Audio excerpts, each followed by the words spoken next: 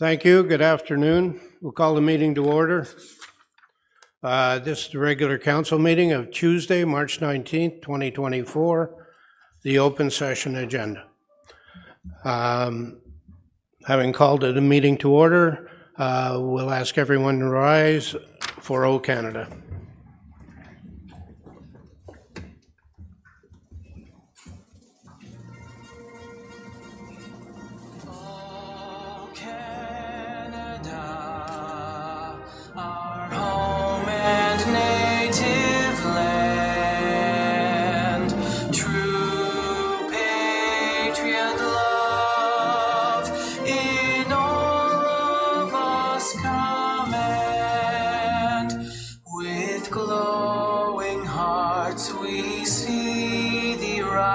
The true north, strong and free, from far and wide, O Canada, we stand on guard for thee.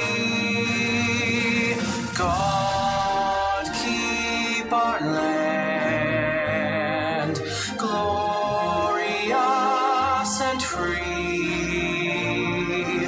Oh, Canada, we stand on guard for thee. Oh, Canada, we stand on guard for thee.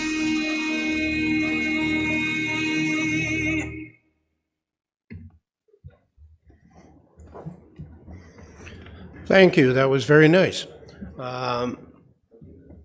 I'll ask you to join us in a moment of silent reflection.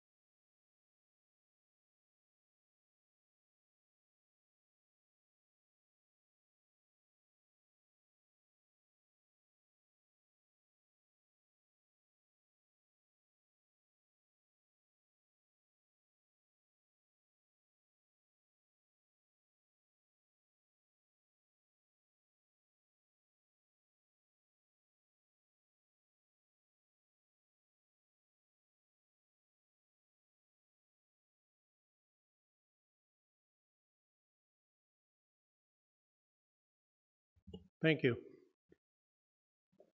Deputy Mayor McDonald, I think you have the adoption of the open session agenda.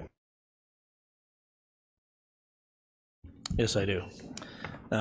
Moved by myself, seconded by Councillor Richardson, that the agenda for the open session for the regular council meeting on Tuesday, May 19th, 2024 be adopted and circulated with the following amendments. Additions, item 6.1 being a deputation by Don Hughes regarding ATV pilot program.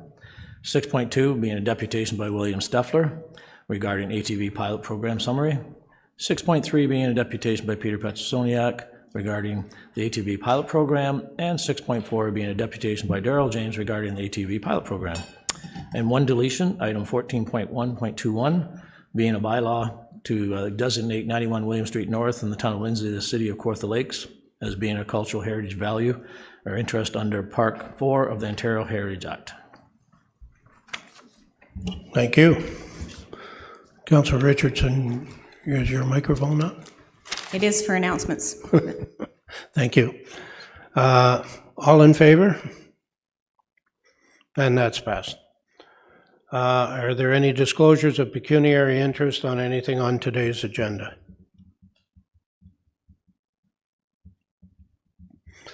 Seeing none, should any arise, advise the chair and we'll deal with them accordingly. Notices and information by members of council. Councillor Richardson. Thank you, and through you. Happy first day of spring, Burr. A few announcements here. The Manvers Figure Skating Carnival, Sunday, March 24th at 2 p.m. Everyone's welcome. Wednesday, March 27th, 2 p.m., Bethany Church. They have a guest speaker this year at a place called Home. It's a tea for two. At Saturday, April 6th, Yuck Yucks returns to the Janettville Community Center at 7 p.m. It's a great show. And then Fowler's Corners and District Lions Club looking for volunteers for their Thursday car cruise nights from May 16th to the 12th. Information is on their Facebook page. I just want to give a couple of shout outs, one being to Rachel Flanagan, a Pontypool native and former Manvers minor hockey player, has been named as the assistant coach to the Toronto team for the new professional women's hockey league. So that's pretty exciting. So way to go, Rachel. And another, I would be remiss being an alumni of Weldon, not to mention and give a huge shout out today to the Weldon varsity boys who made history by winning CASA. And they begin their ASA tournament today, actually, in Ottawa, going right till Thursday. They won their first game they tied their first game this morning 2-2. So congratulations to this team. I might have to get out my 1985 varsity hockey jersey.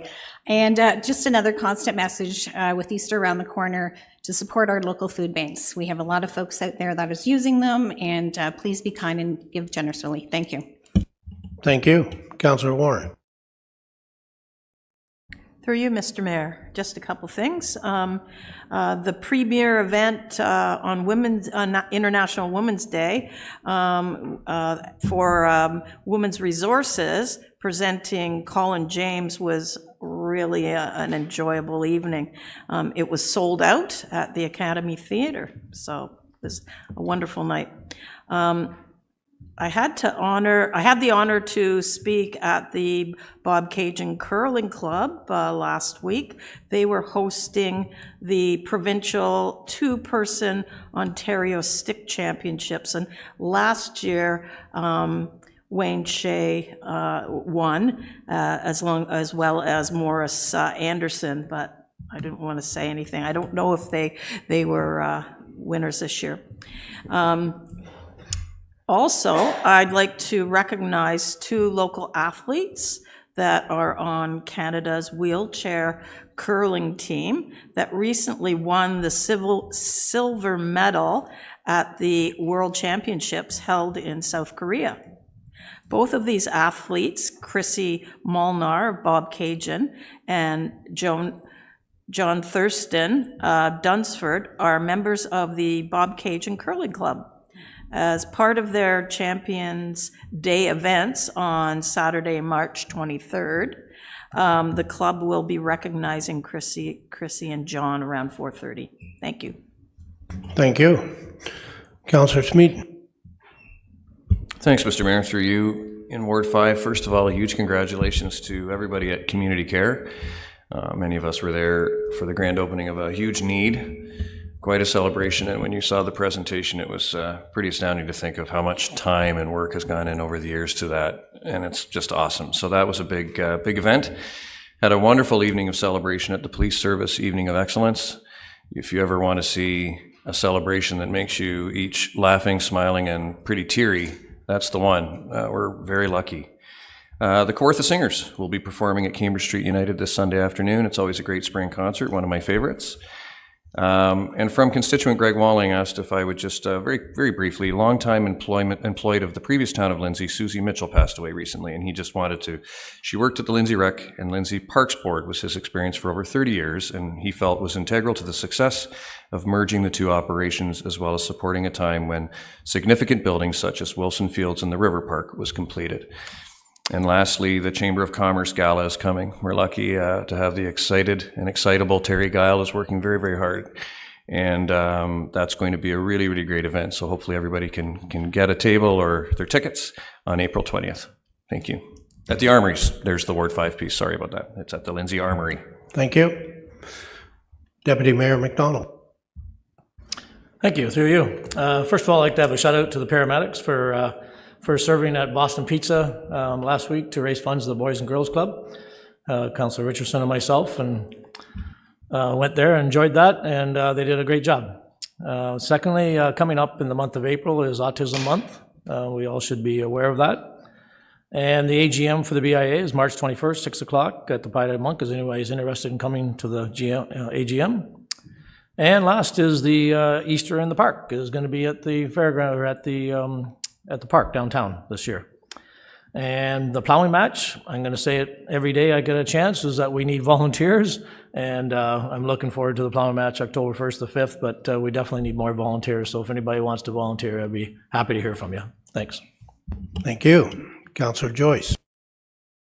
Thank you, Mr. Mayor. Through you, it's my monthly shout out for the library. Excuse me, as you know, the schools have transferred the PA Day to the Solar Eclipse Day, which is Monday, April 8th. And branches will be offering a craft teaching kids on how a solar eclipse works. However, please note the library will not be handing out special solar eclipse glasses.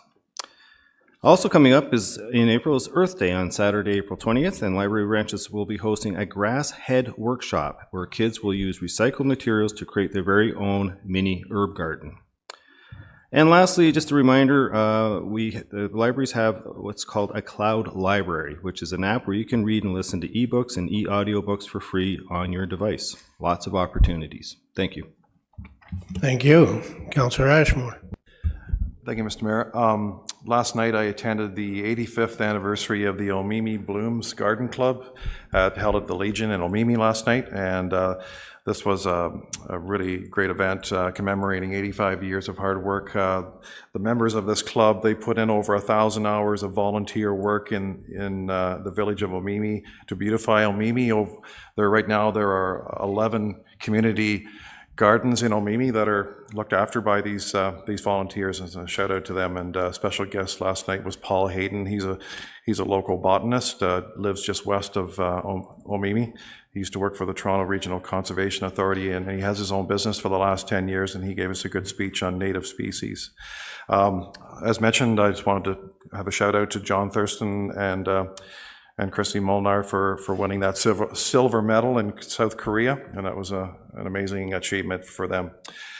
This coming April 3rd, the Downeyville Hall will be commemorating its final Phase 3 completion. The downstairs new kitchen facility has been all constructed now in the Downeyville Hall, and there will be an official unveiling on April 3rd, so congratulations to the community in Downeyville there for that. And finally, tonight at 6:30 at the Emily Omemee Community Center, the city will be having the Omemee Beach Park Splash Pad information meeting, public information meeting, and the public is welcome. It starts at 6:30 to 7:30 at the Emily Omemee Community Center. Thank you. Thank you. Councillor Yeo. Thank you, and through you, Mr. Mayor. On March 23rd, there's a muffin drop-in at Hope United Church in Norland. Come by at 9 o'clock in the morning, I believe. And on March 30th, there's an all-you-can-eat pancake breakfast also at Hope United Church in Norland. So come by March 30th in the morning and enjoy some pancakes. And lastly, I just want to also give a big shout-out to the Academy Theatre. My wife and I recently attended the choir show, and it was just absolutely fantastic, and kudos to the Academy Theatre and their programming. They've really stepped it up. Thank you. Thank you. One announcement, a sad announcement. We have our flags at half-mast in honor of former Prime Minister Brian Mulroney, who passed away. His burial and funeral is March 23rd.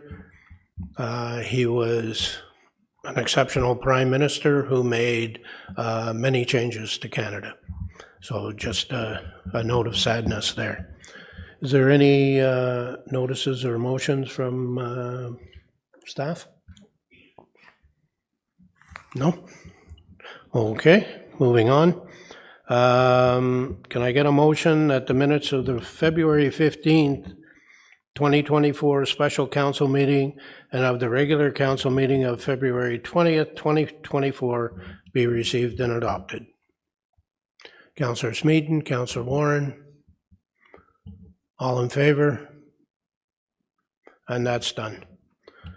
Moving on into deputations, our first deputation, ATV pilot program summary, Mr. Don Hughes, you already spoke on this once, so you have 2.5 minutes. Mr. Hughes here? Yeah.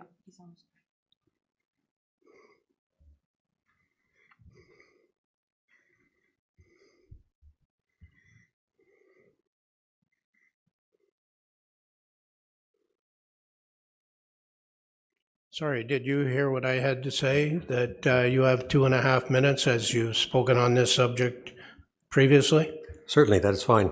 Thank you. Go ahead. Thank you, Mayor and Council, for this chance to be back to you. 2 weeks ago, the Committee of the Whole heard reports of supposedly good news about the ATV route pilot program through Lindsay. City bylaw enforcement staff reported minimal numbers of complaints, while a special interest group, CATVA, reported increased membership revenues. But there is still no good news for Lindsay residents whose votes 3 years ago were tossed aside. As Council is now aware, the number of complaints received by bylaw enforcement were an underrepresentation of what Lindsay residents actually experienced. I provided my own summary of infractions to bylaw enforcement, CC'd to councillors and the Mayor, in February, unaware that the enforcement report had already been prepared. My own records indicated at least double what had been received by bylaw enforcement. This from a single homeowner without actively seeking bylaw violations. Today, on my way home from church to go to lunch at home on Logie Street, a dirt bike was riding north on Logie Street. Unlicensed, of course, because it's not street legal, and even if it were, it's not the ATV season. In addition to my record of numerous infractions, it was concerning to hear at the meeting 2 weeks ago that ATVs had been seen on Wilson Fields in early March, a time when the soft ground is vulnerable to damage by vehicles squeezing water out of the soil, which then dries into ruts in the field. That will affect soccer and baseball games and pose a risk of injury to players. The flagrant violation of ATV bylaws is yet one more example of the lack of concern exhibited by so many individuals once they get on a recreational motor vehicle. Other examples include deliberately speeding near pedestrians or cyclists, spinning tires so as to direct stones close to vulnerable individuals, driving over plantings along trail edges and in parks, etc. This type of Australian rules driving could be predicted even before the implementation of the ATV route through Lindsay, and is just one reason why the pilot program should be terminated. Continued permitting of ATVs on Lindsay roads will reinforce the false impression that all of Lindsay is open to ORVs anywhere, anytime. All of this has economic implications. While the ATV segment profits from having reduced controls, other predominant demographics turn away. Potential home buyers and other visitors coming from other urban centers will be put off by having ATVs on their streets, in parks, and other open spaces. Cycling organizations have to rely on shoulders of rural roads operating close to large vehicles and contending with hills, unlike on rail trails. My education and career spanned over 35 years in scientific research and assessment. I can unequivocally state that the pilot program has not yielded information to support proceeding. Thank you. Thank you. If you just remain there for a minute, please. Are there any questions of the deputy? Councillor Smeaton. Thanks, Mr. Mayor. Through you, just from the last Committee of the Whole when you spoke, I had a quick question. You know that a few people argue that this report is a reflection of there's no data to support going ahead with this as law. So I just wonder what your thoughts are on that, specifically with how easy is it to report? We've heard you speak twice. So how easy is it to actually report so we have that data? It's certainly not easy. The reason that I did not begin reporting at the beginning of the pilot program goes back to a little bit of history during the ORV task force, when I was spending hours watching my computer screen to hear and see the proceedings. And during that time, I made a number of emails to the ORV task force members, including the councillors who were on that. And then when the scene moved to council, I again watched on video and made email submissions to councillors about what my experience had been previously with the wrong vehicles being on the trail, where they regard it as basically a play yard, not as a trail. And I predicting that the situation would get worse. And then, of course, it did. Before the pilot program began, of course, Council sought input from residents of Lindsay on whether they were for or against this pilot program. By a 2/3 majority, it was against.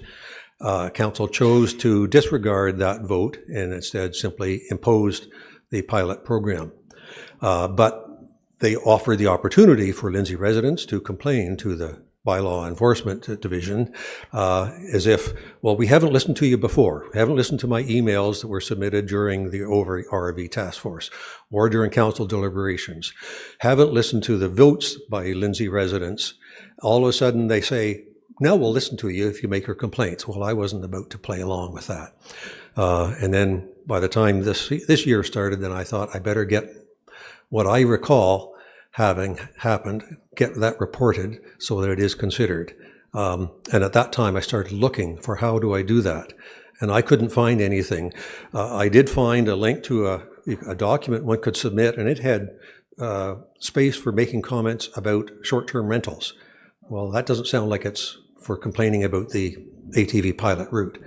However, I did eventually yield a document that was actually prepared by one of the later deputants in which he indicated the email address for the bylaw enforcement, because I can't find that online, as well as all of the other councillor emails. And so that is what I followed, and it was only through the kindness of Daryl James' message that I was able to find a way to making a complaint. Councillor Richardson. Thank you, and through you, I just want to clarify maybe one point. I appreciate the comments that are being made. The pilot did close December 1st, so that report was written after that segment was closed. So the bylaws that you're speaking of and that you submitted were after the report.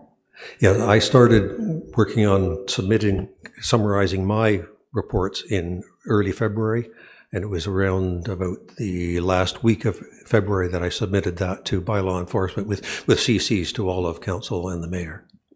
And I do thank those councillors who responded immediately. Thank you. Councillor Warren.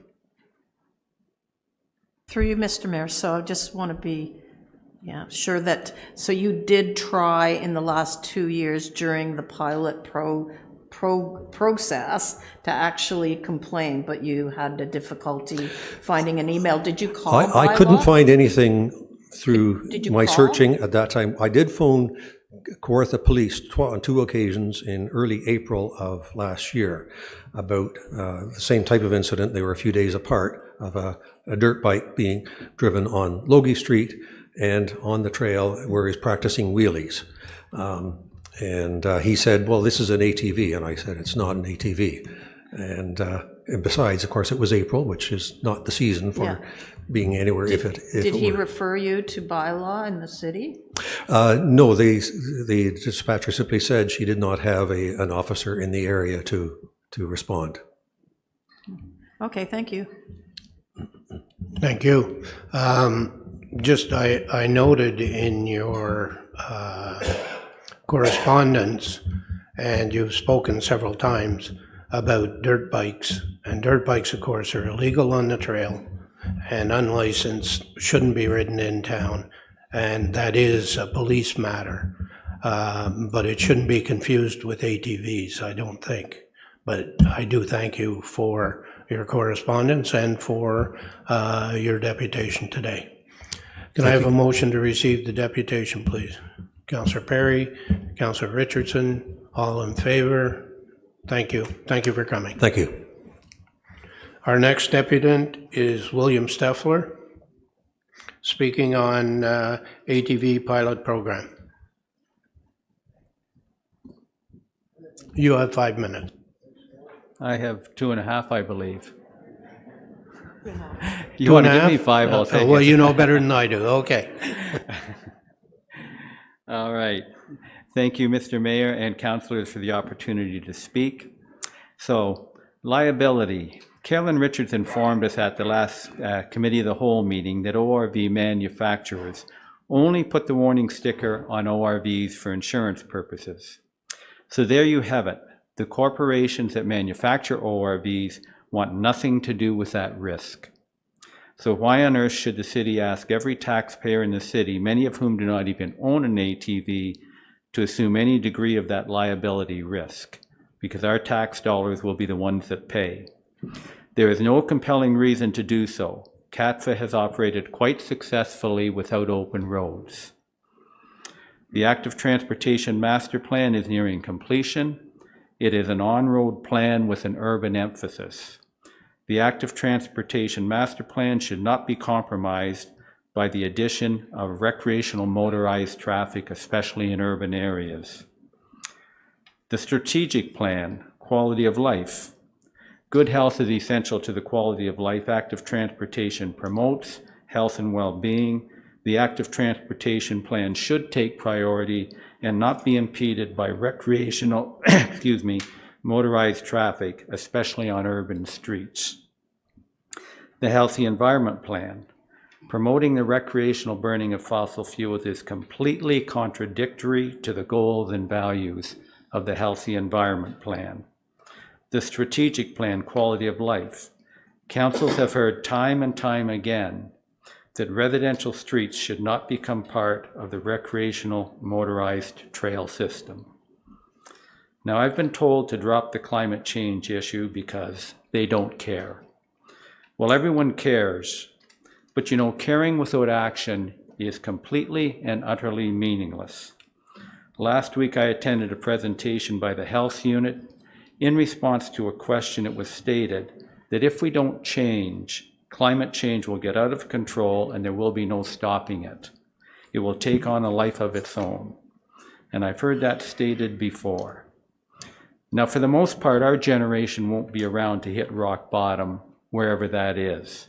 Can I just ask you to stick to ATVs in Lindsay and not stray to climate change, although I get the connection you are to speak about ATVs in Lindsay. Well, they burn fossil fuels, and in promoting that... I understand that.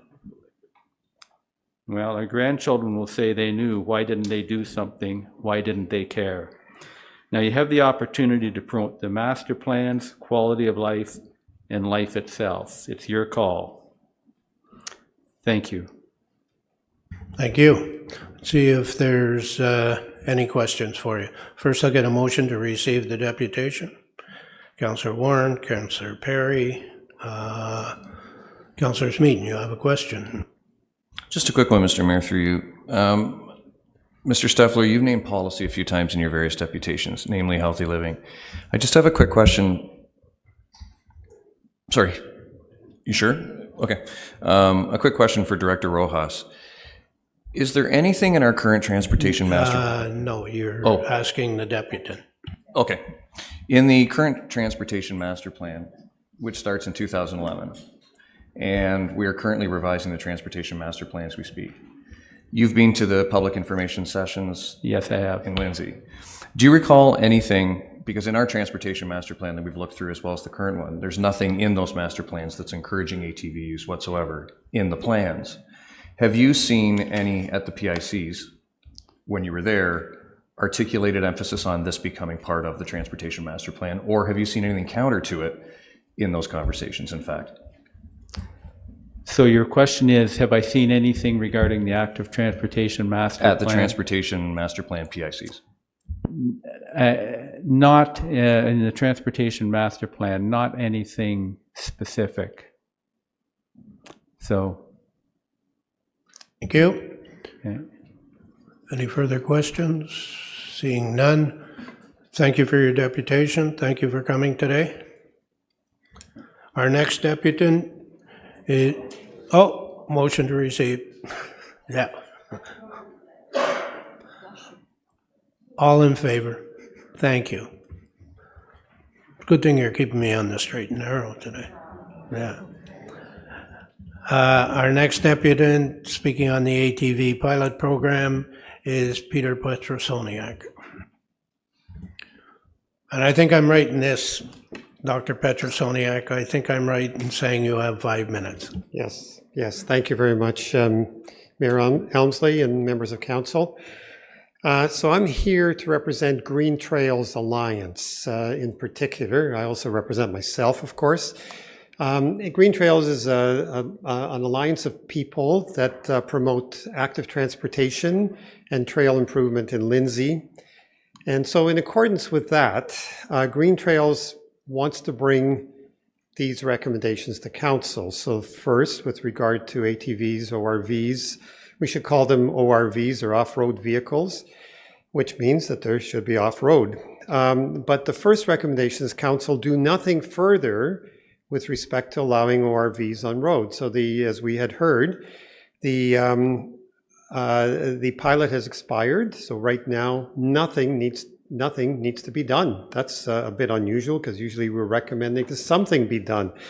But we're recommending that this be sunsetted. And this is in accordance and in alignment with what and for the reasons given by Dr. Bocking, the medical officer of health, when this was first brought to council, was being contemplated 2 years ago. She discussed the safety concerns of ORVs on roads. That hasn't changed. Those concerns haven't changed. And we've heard, as we heard earlier today, that ORV manufacturers themselves recommend against ORVs driving on roads. Regarding the complaints, we've heard a little bit about that. There have been 13. But I submit, and I think we've heard, that there have been countless others which have been either not submitted or submitted and not captured because of the difficulties in reporting and the confusion about the whole process. It's been rather opaque. And I just want to highlight a response from the city's own municipal licensing clerk in response to a complaint from a resident about an ORV infraction. And I quote here, "I am following up about ATV speeding and using roadways. Those matters are complaints that would go to your local police department." End of quote.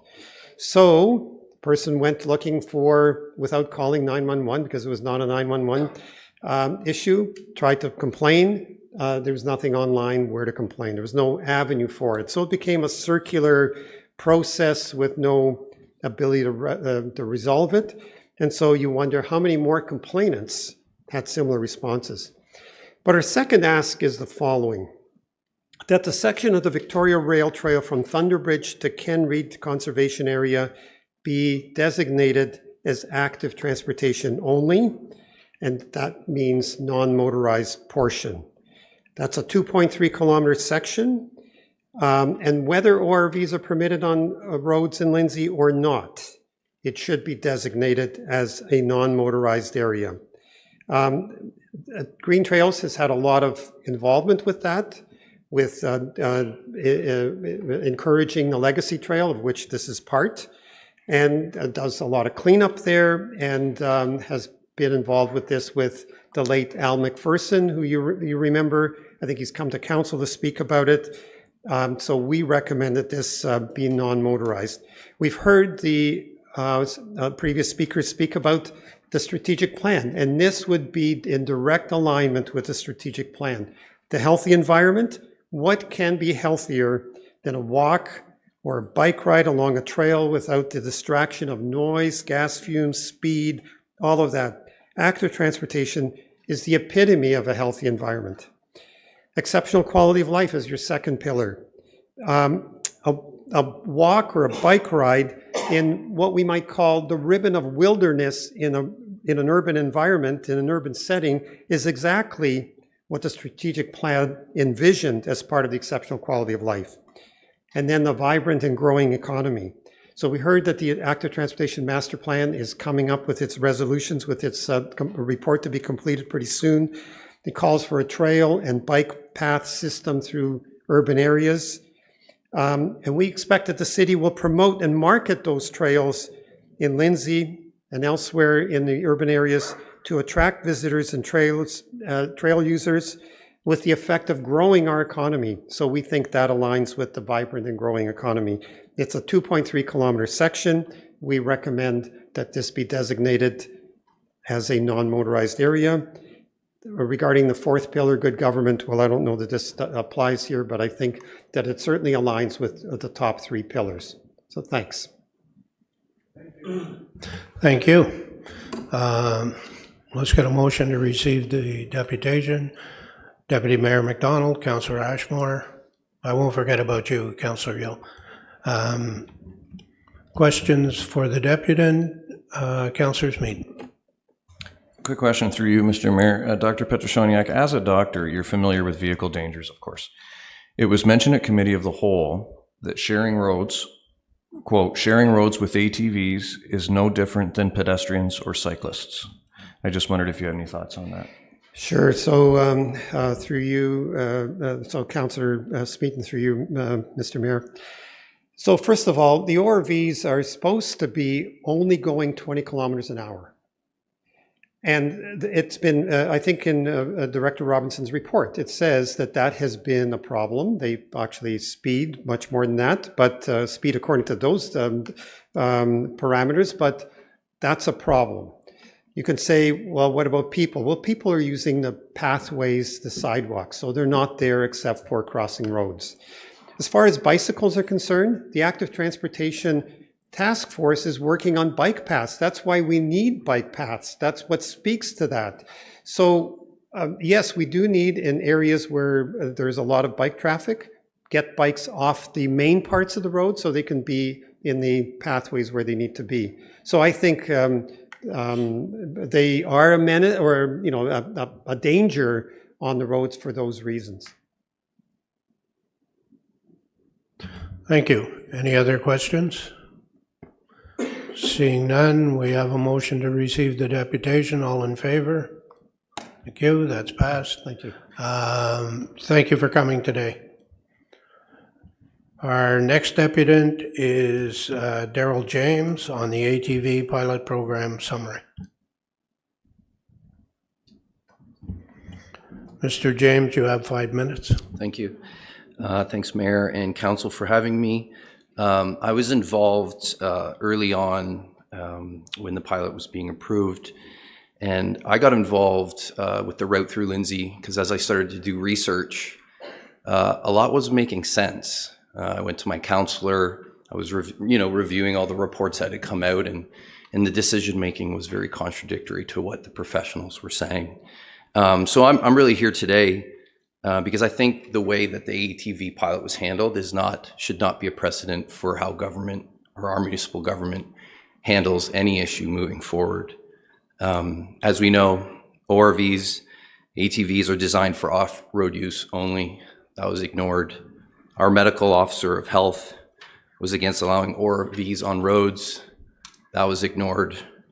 Our city's insurance and risk management advised council, and this is from the report via the ORVTF recommendations, page 4, says due to the city's high self-insured retention deductible, the costs incurred to investigate and defend any such claims would largely be the responsibility of the city. The city is also at risk for accidents on municipal roads, and due to the joint and several liability, ORV insurance may not be adequate to cover the city's exposure, especially in the face of warnings from manufacturers. So again, clear, this is the information that I'm reading and wondering why my counselor and council are proceeding with this information. It was clear through Bill 107, Get Ontario Moving Act, that it did not impact Kawartha Lakes. We did not need to open the roads to ATVs. That was stated by Brian Robinson, May 4th, 2021. The city, after multiple surveys, did a final survey to ask residents in Lindsay if they wanted a route through town. 66.4% of residents said no, overwhelming. In all of Kawartha Lakes, 51% of residents said no. My wife and I sponsored a petition. We got 847 signatures saying no to ATVs in Lindsay. Earlier than that, Peter Petrosoniak and Jamie Morris did an online petition, 187 signatures. If you look at online petitions in this city, nothing's reaching these levels. In the end, one quick other note. When the original ORV Task Force survey was done, less than 5% of Lindsay residents were on that survey. Under 100, or maybe it's 108 participants were from Lindsay's. When we actually went to Lindsay residents and asked, no one wanted it. It was very clear. In the end, the previous mayor changed his mind. He realized that Lindsay should not have a route, and he did not vote for the route in Lindsay. It was clear the process was flawed from the beginning. The Ontario Ombudsman found that the ORV task force contravened the Municipal Act by holding closed-door meetings. Just shocking. Despite warnings from staff, the medical officer of health, ORV recommendations, and overwhelming opposition from Lindsay residents, the last council still passed the Lindsay route and followed quickly by approving other road routes, again in spite of public opposition and with no credible safety evaluation. No outside professionals looked at these routes to determine how unsafe these routes were. And then, you know, after the last couple of years of reviewing the pilot, I started to really think generally about how this particular association works in City Kawartha Lakes.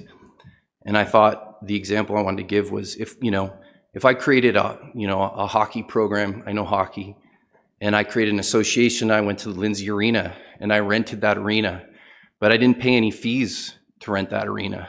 It's a publicly funded asset in the same way that our trail system is. It's a publicly funded asset that this association pays no fees on. And at their discretion, they give ATVs to our police, to our fire. They fix damage in areas that they choose relevant with no fee. Like, where's the difference if you're using a publicly funded asset? If I'm going to that arena and I'm not paying rent and I use the ice how I want to use it and I make profits off of that ice, I'm going to be held accountable. I would hope people are going to call me out on it. And I don't understand why this is being allowed in this particular situation. This is publicly funded trails. There's no fees from the city. The city could charge fees for these. They could be, when you damage a hockey dressing room, you pay for it. And I think the same, that's why I'm saying in governance, I think the same thing needs to apply. Can I get you to wrap up, please? Yep. So in the end, there's no financial benefit with this route, but the legal exposure to the city is huge and the potential cost to taxpayers is millions. This council has a responsibility to be transparent, accountable, and fair, to duty of care, due diligence, and represent their constituents. Thank you. Thank you. If you could stay there for a minute, please. I get a motion to receive the deputation. Councillor Yeo, Councillor Smeaton. Questions? Councillor Smeaton. Thanks, Mr. Mayor. Through you, I just wanted to make sure council all realized that all of that data is in your yellow folders, all of the surveys and the petition results, as well as the jump-in data that Mr. James is referring to. It's enormous jump-in data. I'll find out later today, or we'll publish that later today, but I believe it's the largest ever polling success in CKL history. And the majority of participants in Lindsay were against. Sorry? Unfortunately, only you have that information, Councillor Smeaton. Oh, okay. I can share it at a break if anybody's interested. It's everything you just spoke to, and it's all right here. I did include that information in my deputation. And it was the largest polling, I believe, in the history of CKL, and the majority of participants, as I wanted to point out in Lindsay, were against the pilot. Again, I'm going to ask you the same question as the first deputant. You know that what I've heard in the last 2 weeks from people who are concerned about this and want to make the right decision is, where's the data in the report? That's the question of the day. Where's the data? And I'm going to ask you the same as I did the first deputy. What are your thoughts on that when people say, where's the data in this report that should stop us from saying this is a good thing moving forward? I haven't seen it. I live in the North Ward, and I think, as you heard, Don Hughes spoke, he lives in the South Side. So if you live anywhere near these trail entrances it is out of control. Every night, every day, all the time. I'm not going to point at a specific association members. It's just what this pilot has done has created a mass influx of traffic around these trailheads that's illegal.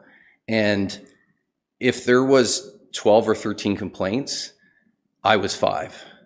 And that just seems out of control. And 2, the complaint system I'm pretty computer literate. Like I work on a computer every single day. All of my complaints I did online, I got one response. I called, never got a call back. And the one response I did get from bylaw was it was a police problem. You got to contact the police. So I went to the police website, went to file a complaint. Can't file a complaint for ATVs on the police website. I called the police, not 911 obviously, called the police, ATV, legal activity, off the route, speeds, all of the things that I listed. They're like, it's a bylaw problem, call bylaw.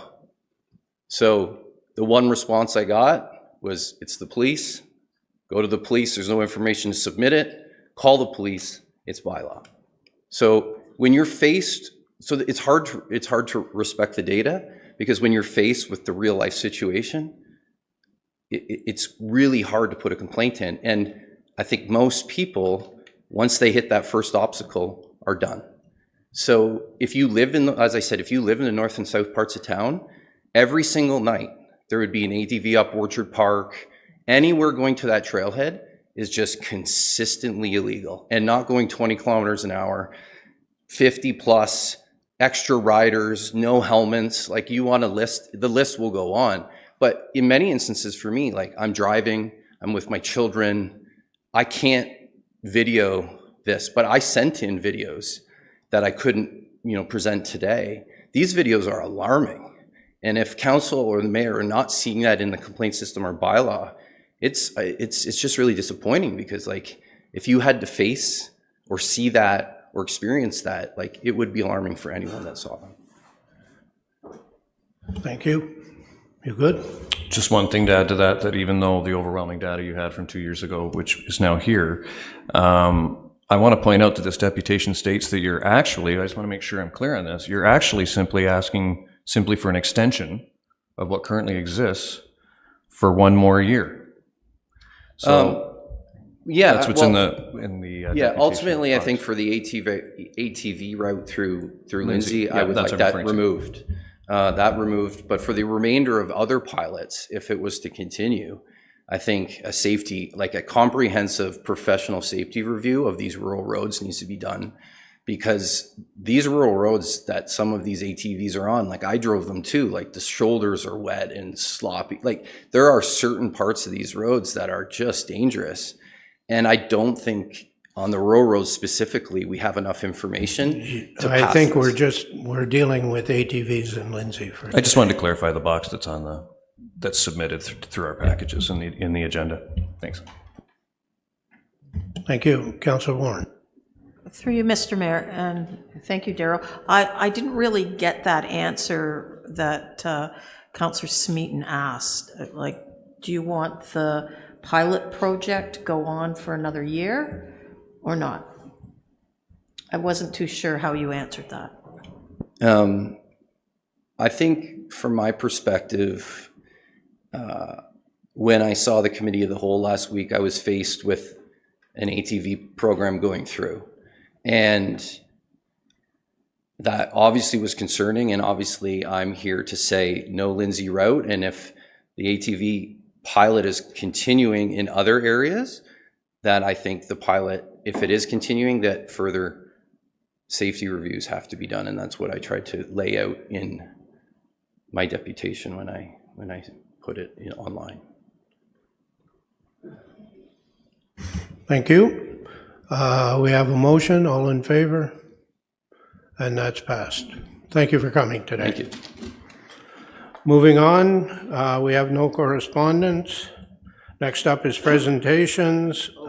Communication Strategy 2024 to 20. No, you are not speaking today. You are not speaking today. Sit down.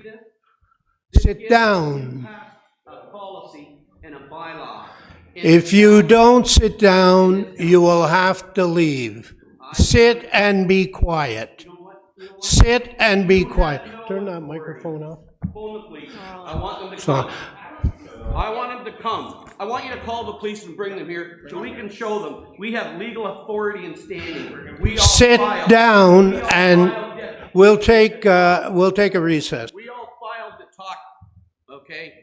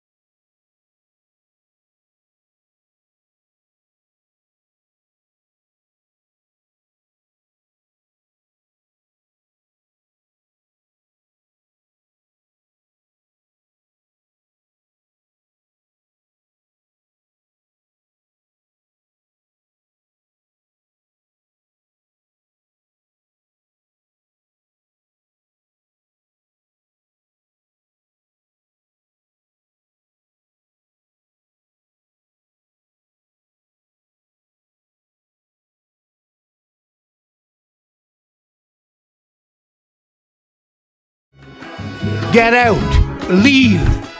Leave.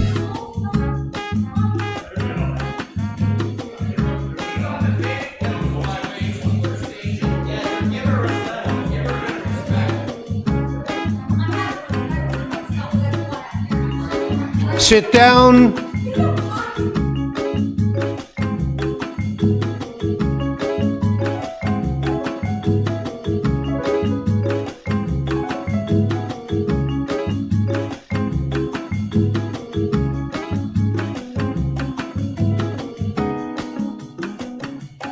Sit down and be quiet.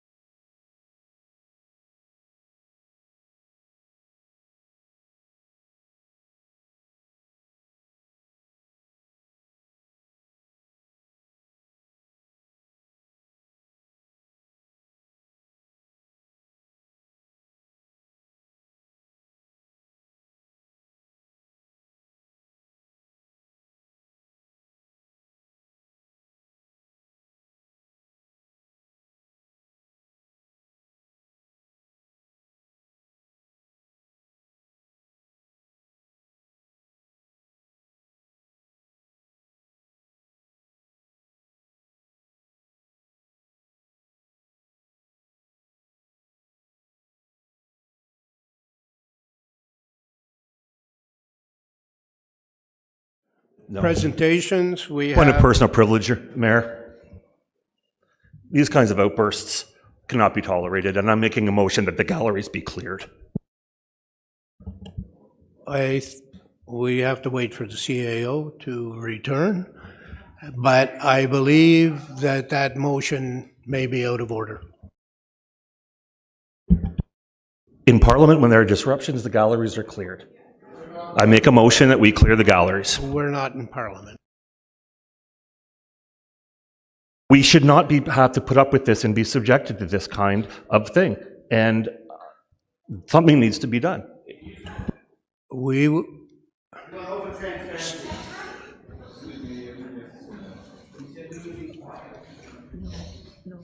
No, this is wrong. That's enough. Any more outbursts and you can all leave.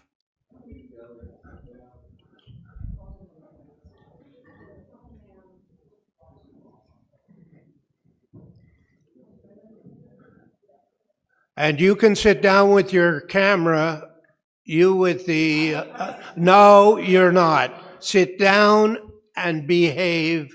You can sit in one place and take pictures. Good for you. Sherry, whenever you're ready, please go ahead with your presentation.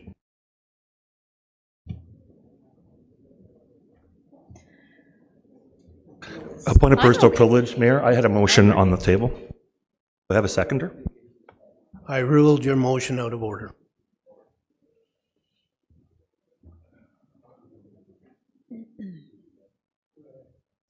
Okay, great. Good afternoon, Mayor and Council. I'm pleased to be here to share with you the process that went behind developing our refreshed corporate communications strategy.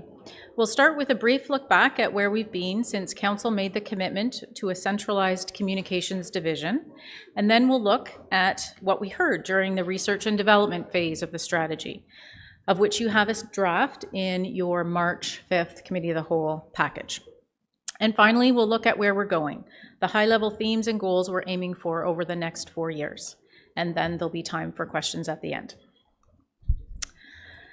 So our corporate communications team is it's a team of 3. It was created by Council in 2016. And at that time, I came on as the manager. And you know our 2 communications managers as Brian Reed and Kirsten Meehan. They are no strangers to you on Council, and I could not ask for a more dedicated and enthusiastic team to work with. They're continually learning the new skills needed and adapting to constant change.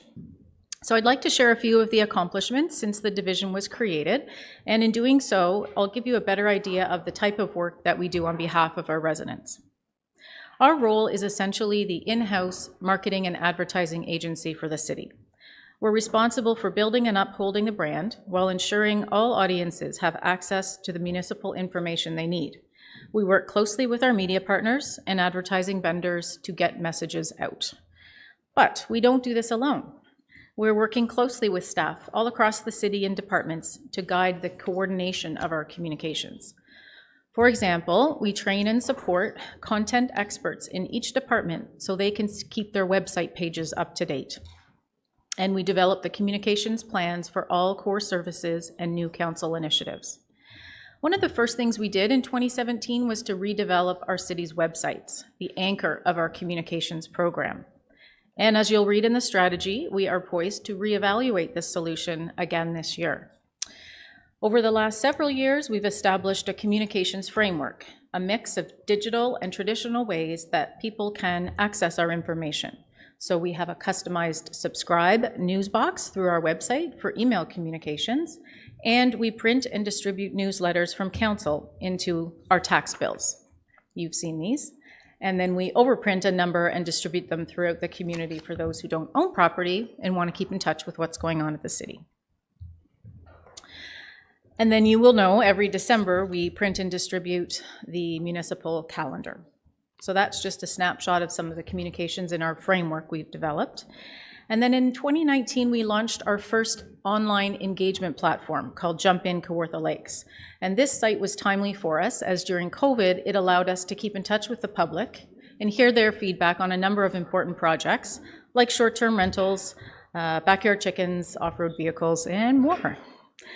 So the other thing we do is we manage all media relations with the city. When we respond to approximately 150 inquiries over the course of the year. Today we had one from Global News, and we got the message out about how we look after the safety and security of our tenants in our KLH Housing Corp. And you can watch that tonight on the news. We also influence proactive media. So there were 265 stories last year on television, on radio, and in the newspaper that got the stories out about city programs, services, and council's initiatives.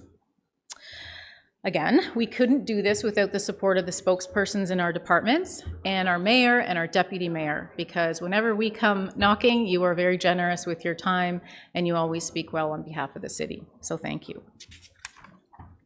We also oversee the governance of 20 social media accounts, and these are across YouTube, LinkedIn, Facebook, X, and Instagram. So these accounts just underwent an audit. Excuse me, and Sharon. built in. Councillor Perry, would you return to your seat, please? So, yeah, well, somebody else is speaking.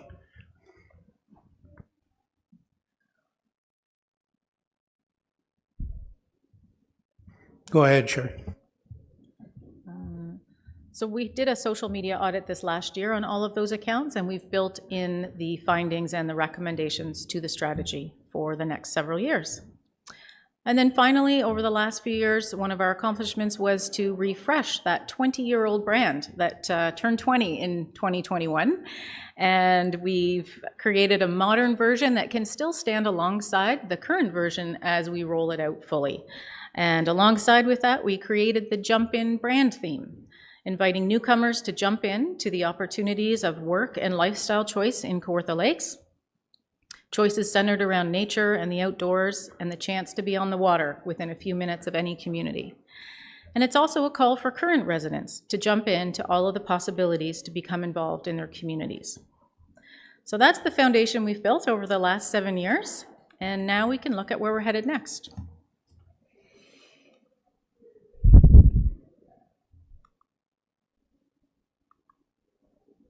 All right, so in preparing to write the 4-year strategy, we knew we wanted to collect a mix of opinion and data across our community. Came from 3 sources. The first is the Did You Know campaign that we developed with our 2023 deputy mayor, and it touched several thousand residents. We had an online survey and polls, and our team went out and we had 18 engagements across the community, where we went to beaches, we went to parks, we went to libraries, pickleball courts, and we talked to seniors and our business community. We sat down and had afternoon-long discussions really to dive into some of the topics we needed to hear about. So big shout out to Councillor Tracy Richardson for your support during that initiative. We could not have reached as far into the community as we did without you.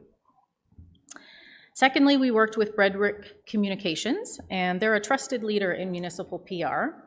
They did interviews with our senior staff, members of the media, and council, and they reviewed our practices against those of leading municipalities of both large and small size to help us understand what best practices we can apply and how we can be ahead of the curve for what municipalities are facing.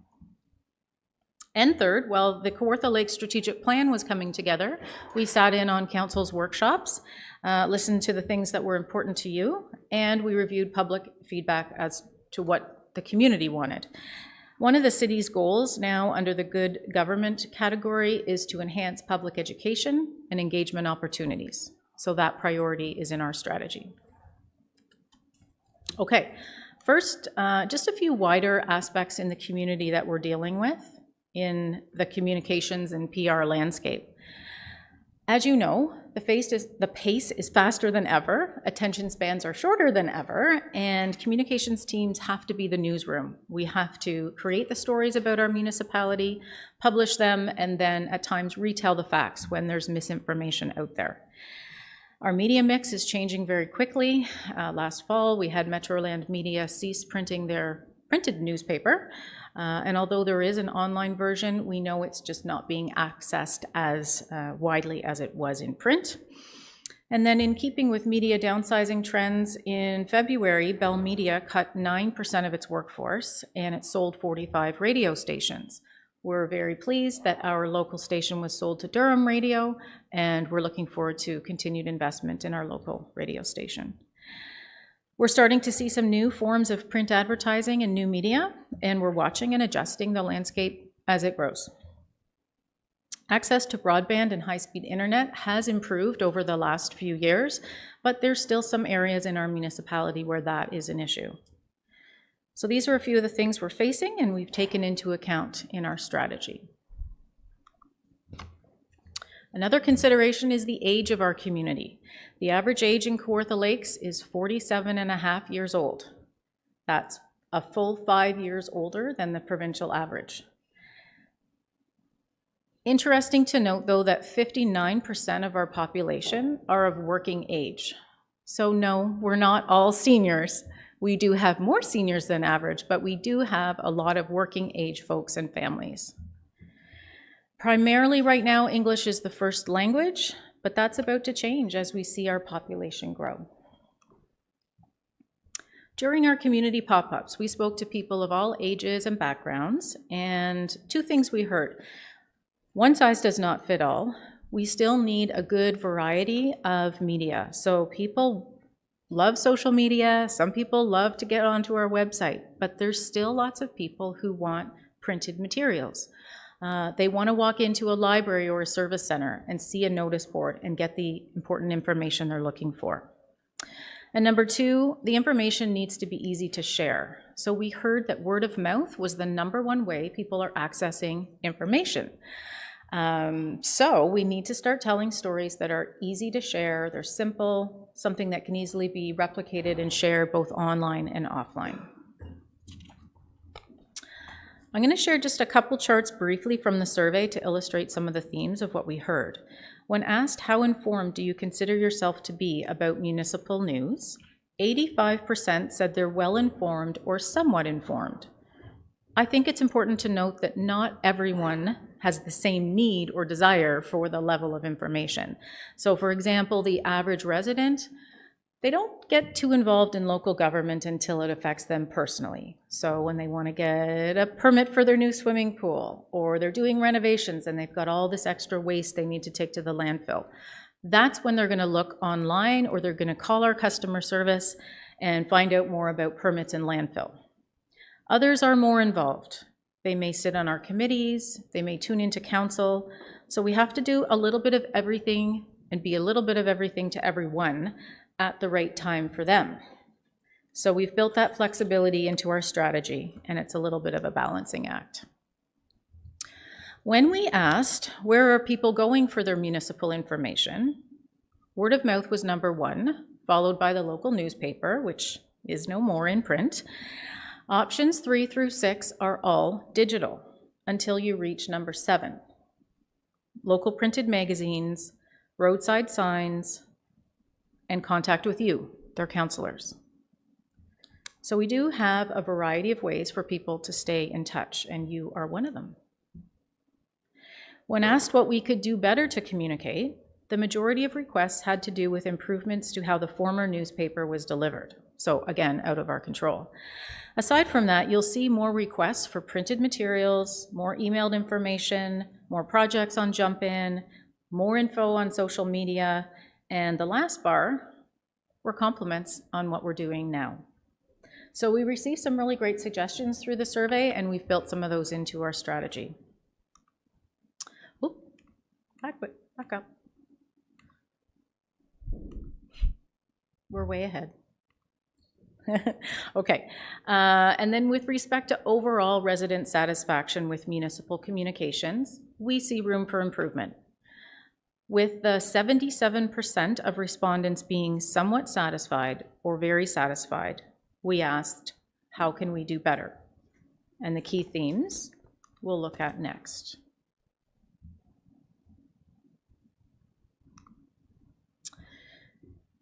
So it's clear that we need to invest in communications if we want to maintain and enhance our level of service.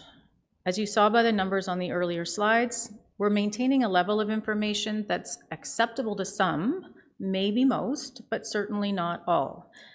Feedback was consistent from internal and external interviews that our division is spread too thin. There's a desire for more timely information. Residents want to know more about new developments, how to access permits and applications, what's taking place with municipal improvement projects, understanding the budget, and more. So with the growth that's coming, the current community wants to be informed, and our new residents must be dialed in too. The number of new programs being rolled out is increasing each year, and each time there's an operational change that affects our residents, there's a communications demand attached. Some current examples include the Source Separated Organics program, the new Producer Pay Recycling program, short-term rentals, development of new parks and facilities, and the Housing Pledge, to name just a few. We are struggling to meet these higher volumes of requests while working within the original 2016 human capital in our division. The Red Brick scan shows that municipal teams are at an average of 7 to 8 staff on the central team. Communications divisions have an average ratio of 1 staff member to every 13,000 residents, and we're at 1 staff member to 25,000 residents. So we'll review these numbers and look at how to build this need into future budgets and planning. We also heard the need to keep up with new technology. Residents want more online services, more ways to pay online for common things that they do with us. They're looking for ways to streamline those options, mobile apps, citizen portals, and more. Our websites are now going on 8 years old, so technology's changed a lot, and we're due for an update. We'll be asking Council for commitment to this in the 2025 budget. This fits alongside the municipality's commitment for digital transformation. Another theme that fits with the city's strategic plan is that of working with outside agencies and community partners. So for example, we'll be working with cottage associations, healthcare partners, non-for-profit groups, where we can distribute our materials in places where the public already are. And it's also a great opportunity to listen in, check back in, do some engagement with the public where they are, where it's convenient for them. So those are the major themes that we heard. You okay to go on to the strategy? Our vision. Together with our community, we tell the stories that create understanding and dialogue. And our mission is to empower community members to access municipal information they can trust. We provide opportunities for two-way communications that lead to greater trust and understanding. I'll focus on just one of our guiding principles. We have 3 great ones, but in the interest of time, I want to talk about the one team approach. You've heard this before through our customer service strategy. Our division is that central lead for strategic advice and messaging, but as I mentioned, we don't do it alone. There's communications roles that we work with throughout departments, especially those that have frontline connections. And one of those groups is customer service, and we're building a closer alignment with that team. We're in the midst of developing new social media directives and practices that will allow the customer service team to monitor and respond.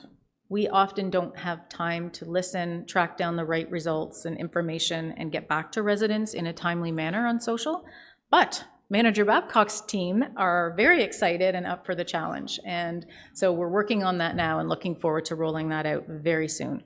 I think this will help us keep a keener ear to the ground, and we'll be able to be more aware of what matters to residents in the moment. And I'm excited to work together. Okay, so we have 5 broad goals in the plan, and I'm going to touch on probably just 3 of them, one for each of our team members that we're really excited about, and you can read about the rest in the strategy. So the first goal is one that Brian Reed is particularly looking forward to. He is a storyteller at heart, and so the goal of creating authentic connections means he'll start tapping into ambassadors or community champions that can amplify our messaging. Using real people and their stories helps impact that word of mouth marketing that we know is so important. He's starting a new campaign now designed to show how ambassadors are already tapping into our subscribe options to stay informed of the services and amenities that they value. So watch for that soon. And another way we'll be building connections is on social media. We do really well with the above 50 crowd on social on most platforms, but our recent audit showed us that we've got to work on that under 45 crowd, and that means we need to get onto Instagram. And Instagram requires a really rich mix of videos and photos and just a different kind of content stream, a different skill set. And so I'm glad we've got some younger folks on the team and we can really delve in and make that a new focus for upcoming years.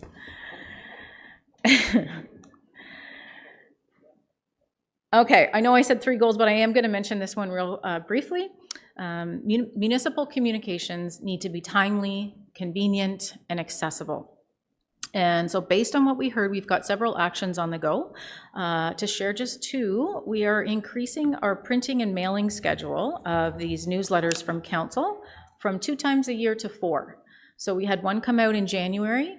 We're going to have one in June with tax bills. We'll have a fall, and then we'll have an end of year that comes along with the calendar. So it's just an extra 2 ways to keep in touch throughout the year in print, as was asked for. And number 2, we are leveraging our municipal hubs. So you might have noticed when you came in City Hall, there's a new signboard on the wall by the reception area, customer service, and our public notices will be posted there for people who want to see them right up close in print. Okay, Kirsten is excited about this goal, building processes and standards that add value. As someone who holds a master's degree in digital marketing, she is a natural fit to help us leverage all of the data that we collect through our digital marketing and apply it to the original objectives. So this is going to help us further refine our ROI on all of our marketing. She's going to be working on a quarterly report that we use in-house, and then we're going to bring an annual report to council every year. Okay, this one's my favorite, elevating engagement. We've heard a lot from yourself on council and the community about an increasing desire to engage, and we need to ensure that we do that in a meaningful and respectful way. Jump In is a great start as our online platform, but engagement done well builds trust, and it leads to better outcomes when we work collaboratively with our community. Engagement needs to be more than simply tactics like public meetings and open houses. Those are great for sharing information, and we'll continue to do them. But for certain projects, we have an opportunity to consult, to partner, or involve our residents. We can connect with their unique skills and viewpoints to solve the challenges that we're facing. This could involve a workshop series to test out alternative ideas. If we wanted to partner with a set of users, say, for changes to a service that they're using, we could do some roundtable discussions with them in a World Cafe format. or we could do journey mapping to understand the complete user experience. So you get the idea that there's a whole variety of tactics for engagement beyond what we use today. Granted, for certain projects, the scope of decision for residents is very limited. So if we're building a new water and wastewater treatment plant, for example, it's prescribed, it's legislated, there's not a whole lot residents can weigh in on. And that's fine, as long as the parameters are there, it's very clear what they can and can't influence, and if they want to be involved, they know the scope. So what we need is a framework that lays out those levels of engagement, the terms of engagement, and what everybody can expect in a common language. So Red Brick Communications has provided some benchmarks on what other communities do for their engagement plans. Most have 2 or more dedicated staff to engagement, and then they do training across departments so everyone is on the same page, including council. And this ensures everyone knows what to expect and there's a common language. And again, this is what builds the trust. So we need a framework to come first with council commitment, and we've put this for development in 2025. And the last goal, just real brief, is cultivating brand identity and voice. You can read more about this goal in the strategy, but it involves another way that we're collaborating with our customer service team to make sure that we're consistent on how we speak and write in the Kawartha Lakes voice. We can tend to be too formal, too technical, and not 100% clear at all times.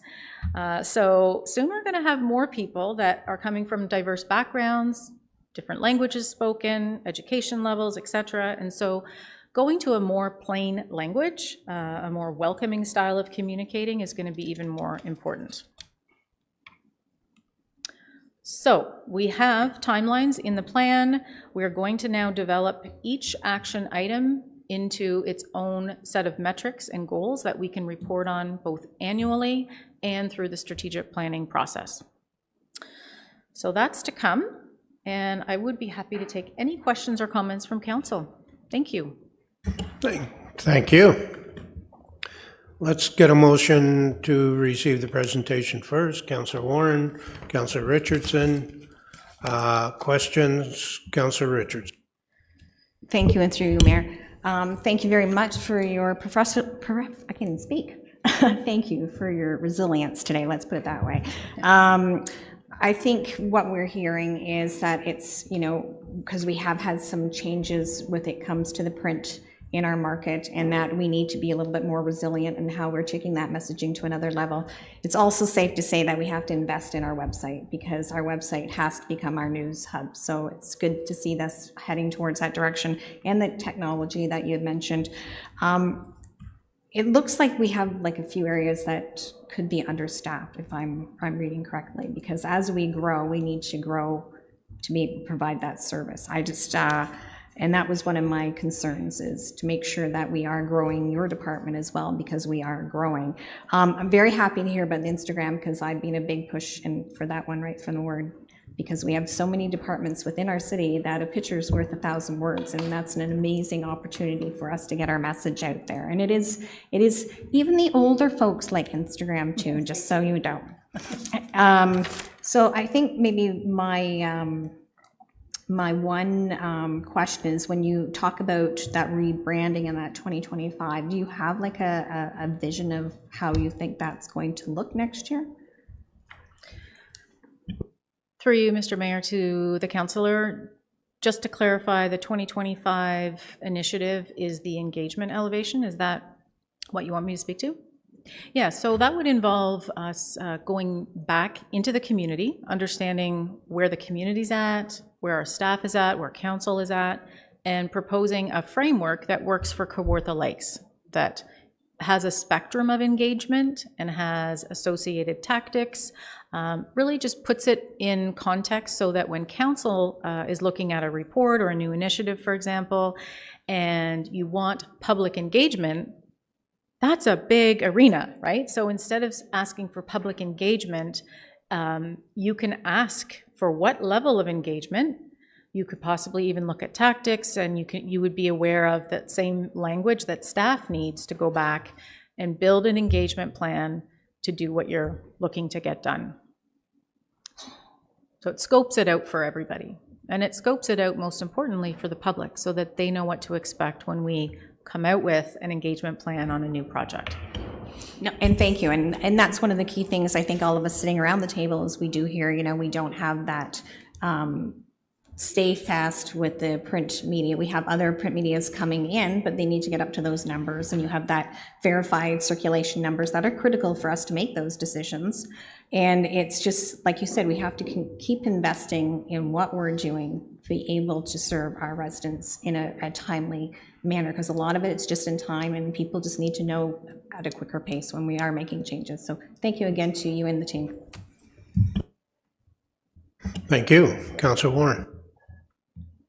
Through you, Mr. Mayor, and thanks for the presentation, Sherry. A comment, in a land far, far away, we did a roundtable through EAC, and through that process, lake management plans came to life. So I really like that, and we have many. We have the agricultural committee, we have different parks committee. We could do that, roll those roundtables out for different specific initiatives, because I know they work. And just another comment, and I think I asked you this before when you first brought this forward, but I know many councillors have newsletters, and I'm wondering if staff would be able to help a little bit with that, with I'm not sure how, but with information when it does go out, because it's important. So we need to be part of the team. Thank you. If I could, Mr. Mayor, I'd like to respond to that. And yes, you're right. On council, you have an incredible opportunity to further our message out to the community, in addition to your own personal message in your ward. One of the action items you'll see in the plan is working more closely with council to provide you with the nuts and bolts, with the messaging that then you can take into your social media, your newsletters, your town halls, all those ways to help tell those stories more effectively through you. Yeah. Okay, thanks. Thank you. Councillor Joyce. Thank you, Mr. Mayor, and through you. Great presentation. Thank you so much. And I think it's phenomenal, great that you're being so proactive. I think it's very important. Let's face it, communication and communicating what we're doing is very, very important. Kind of smooths the waters as we go ahead. So some questions. One is the standard. I know they're trying to fill gaps. Do you have a sense of where they're at, where they might be, how far they can go in terms of coverage across Kawartha Lakes, in terms of that tactile newspaper? I have a few questions. That's one. Sure. Through you, Mr. Mayor, to the councillor, we are in regular contact with the publisher of the Standard, and it is my understanding that they are working to be the new newspaper for Kawartha Lakes.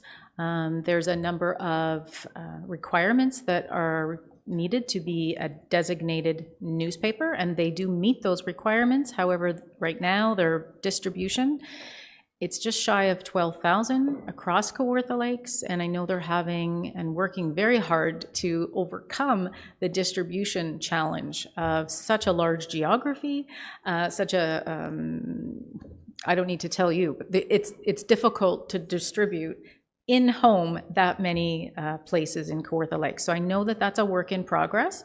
We have started to evaluate, and we have some advertisements. We also have some earned media each week in that paper, highlighting our local culture and heritage. And so it's a partnership we're working on, and it's coming along. We're definitely watching closely. Thank you. The ambassadors, I love that idea. Exactly how are you going to find the ambassadors? I have some ideas with that, but what's your approach with that? We're going to Through you, Mr. Mayor, to the councillor, we're going to start with council. Just kidding. Well, we had some good success in 2022. We knew we wanted to tell our brand story a little more broadly through our residents. So we worked with our economic development group. They reached out. We had 3 stellar ambassadors who were featured in our brand videos in 2022, and that helped to showcase the 3 aspects of our brand promise: opportunity, community, and naturally. And those 3 folks were more than willing, and it really just takes that time and effort to develop the story and to tell the story. So we want to do more of that, and I would be thrilled if you had somebody in your community who was a really avid, engaged citizen that we could maybe talk to about what ways are they using our communications, or what programs are they really supportive of, what services do they really see value in, and maybe we can tell some stories around them. Okay, we all know our community leaders, and sure, we can absolutely tap them on the shoulder to step up there. You mentioned staff.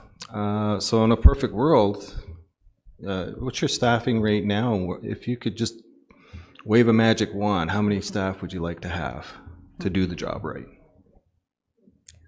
Through you, Mr. Mayor, that's a golden opportunity. Thank you. I would say we're in a much better... Not saying you're getting, I just asking the question. We're in a much better position now to know what we need, because we've done the Red Brick communication scan, because we've done our auditing, and we've really looked 360 at how we're doing. And with 3 staff serving the city of Kawartha Lakes, in my opinion, we need at least 1 more. If we want to start doing engagement work in a meaningful way, we're going to need another 1 to 2 more to support that. So we need to take that back, review it, and we'll come back to council in budgeting and look at what might work for Kawartha Lakes going forward. Now you're waiting for my next question.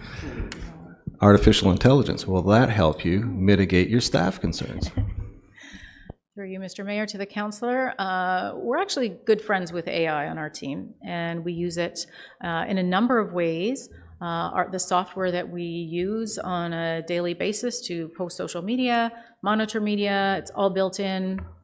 Our new website vendor, I can guarantee you, will have AI options, and there's just lots of ways that it can be very helpful in a communications world.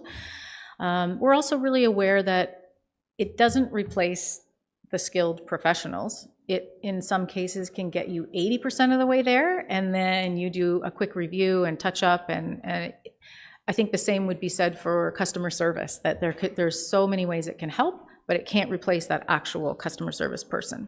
So we're watching and using it as much as we can within the context of it's new and it needs to be used with care. Yeah, it absolutely agree. It's just another tool, but has to be used carefully. Okay, that's it. That's all my questions. Thank you so much. Thank you. Councillor Ashmore. Thank you, Mr. Mayor, and to Sherry. Thanks for your presentation. It's great.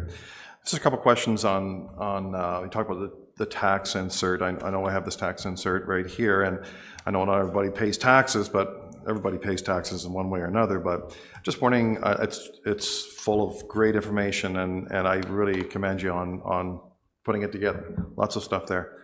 And just wondering, at one time we used to have council contact information there.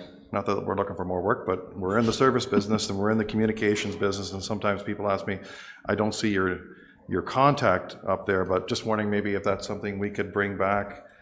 I mean, I'm okay with it's up to individual councillors if they want, number, but I think we know that we're serving the public, but would that be something that we could put back on our contact, our email, just sort of to save people having to go online and having to look up our contact, because usually the member of council is your first point of help in a situation.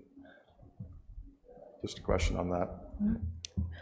Through you, Mr. Mayor, to the councillor, I think that is something important to a lot of residents. We tend to cycle it in once a year. Maybe we can look at additional space, because if that's something people are struggling to find, we want to make it easy. Sure, thanks. And the next thing was on the website, which is, I know websites are difficult to look after. I have one myself, but I don't have the time or the knowledge or the know-how to update it, so that's why I have somebody else do it. But I know it's a difficult task it's a very complicated piece of work, these websites, and you have to update them, obviously. I had asked, I thought I'd asked another elected official, and then further away from here, I lived in Guelph for a couple of years, and I keep in touch with the Mayor Cam Guthrie there the odd time and message back and forth. And he said, I asked him, what would you do? What does your city do to have a really good website?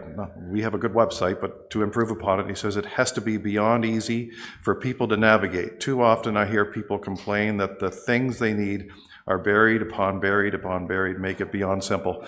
So when we do our website revamp, will it be, obviously it'll be more user-friendly, but technology changes all the time, but that's obviously in the works for next year, is it?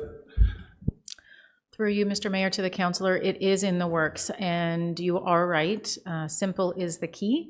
I'm excited that we're now 7 years into an old site, so we get to do a full cleaning from attic to basement of our website every time we do a refresh like this. And what we find at that time is it's a great chance to reach out to users. So your users, our resident users, our staff users, and to really understand what are people looking for. And there's some really great tools to be able to help us drill down on that. I actually hope to do some of that this summer with our summer student, and prepare and cull and clean the house and get ready for that new platform, that new release with updated information. Thank you. And just one more. You mentioned immigrants and new Canadians, which is really important to reach out to them. How would we be sort of trying to say improve upon that or make it easier? I know when people immigrate to Canada, my wife's an immigrant, even though English is her native tongue, you have a different accent, and people, she always says, well, I get the look. People know I have a different accent, which is, which she can only understand. I can't, but it's difficult if it's not your English isn't your mother tongue to come in and try and be, trying to converse and trying to get things, applications, things like that. Like I know we have a bounty full of languages and cultures in City Kawartha Lakes, but how, you mentioned how we're trying to reach out to these groups. How are we going to be doing that in the next few years, if you could, please? Through you, Mr. Mayor, to the councillor. So that is a multifaceted approach, and it's ongoing. The one aspect is that speaking in a very welcoming, simple, open type of tone, as if you were sitting trying to explain a program to a friend, versus a number of legalese and municipal jargon. So the way we speak, that city voice, is one way of us to be welcoming to all people and to really get the message across. And then the second would be more targeted outreach to our residents throughout the year on a number of topics. So it's not necessarily just communications, but it's throughout the year. What services do we need more of? How can we meet your needs in a variety of ways? And so I think part of that engagement focus is really taking stock of who are our stakeholders, who are the new people, the current people, the people who built this city, the staff, the residents, who are all of our stakeholders, and then building an engagement plan to reach the ones that we need to reach for each project. And that's going to be individual, so I can't give you a specific answer on that. That's great. Thank you. Thank you. Councillor Smith. Deputy Mayor McDonald. Thank you. It'd only be fitting that I say a couple of things here, because one of my projects is continuing with what Councillor Richardson accomplished in the last couple of years. So thanks for your presentation today. Two things, just quick. I'm going to make it quick for sure. Customer service and metrics. We need to know that we're meeting our needs, and metrics are very, very important. And I think I'm looking forward to working with you and Mr. Babcock on not my vision, but our vision, that the people that sit around this table, which I'll be reaching out to each and every one of them and getting some help there. So I'm looking forward to continuing what Councillor Richardson has accomplished. Thank you. No more questions. Oh, Councillor Yeo. Thank you, Mr. Mayor, and through you. It's a good report. It's a great report. The one part of it that worried me, I guess, is the top vote getter and where you get your information about the municipality being word of mouth. And that word of mouth, it's like a game of telephone. It starts good, and then by the time it gets to the end of the line, the original message is somewhat garbled, and sometimes it's very, very anti-city almost messaging that's coming through. And Deputy Mayor wants to carry on Councillor Richardson's efforts in the Did You Know program, which I thought was fabulous, and kudos to him for carrying that on. And maybe an idea is to take part of that system of Did You Know and transfer it to almost like a Mythbusters. And so when council hears these rumors or the stuff at the end of the telephone line that really isn't what the message is supposed to be, that we can have a section somewhere where we can say, not only did you know, but did you know what you're hearing isn't exactly the whole story, and here it is. So a great report, and I like the fact we're carrying on that messaging through the Deputy Mayor, and I look forward to working with him on that as well. Thank you. Thank you. We have a motion on the floor, so all in favor? Thank you, and thank you for your presentation, Sherry. Moving on, we're at Committee of the Whole. Correspondence regarding Committee of the Whole recommendations, 911. Can I have a motion that the correspondence from David Tang regarding the encroachments associated with 106 Bond Street West, Fenelon Falls be received? Councillor Perry, seconder, Councillor Warren. Any comments, questions? No? No. All in favor? And that's passed. So we're now into Committee of the Whole. We'll do the extractions for Committee of the Whole, and hopefully we can get through them, and then we'll take a break, okay? That the minutes of the March 5th, 2024 Committee of the Whole meeting be received, and the recommendations included in section 9.3 of the agenda be adopted, save and accept 932, 938, 939, 9.317, 18, and 19, and 9.334. Did I miss any?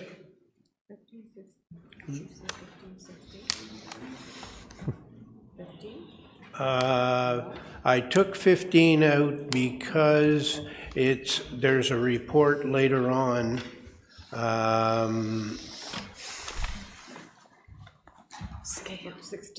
It should be 9.335.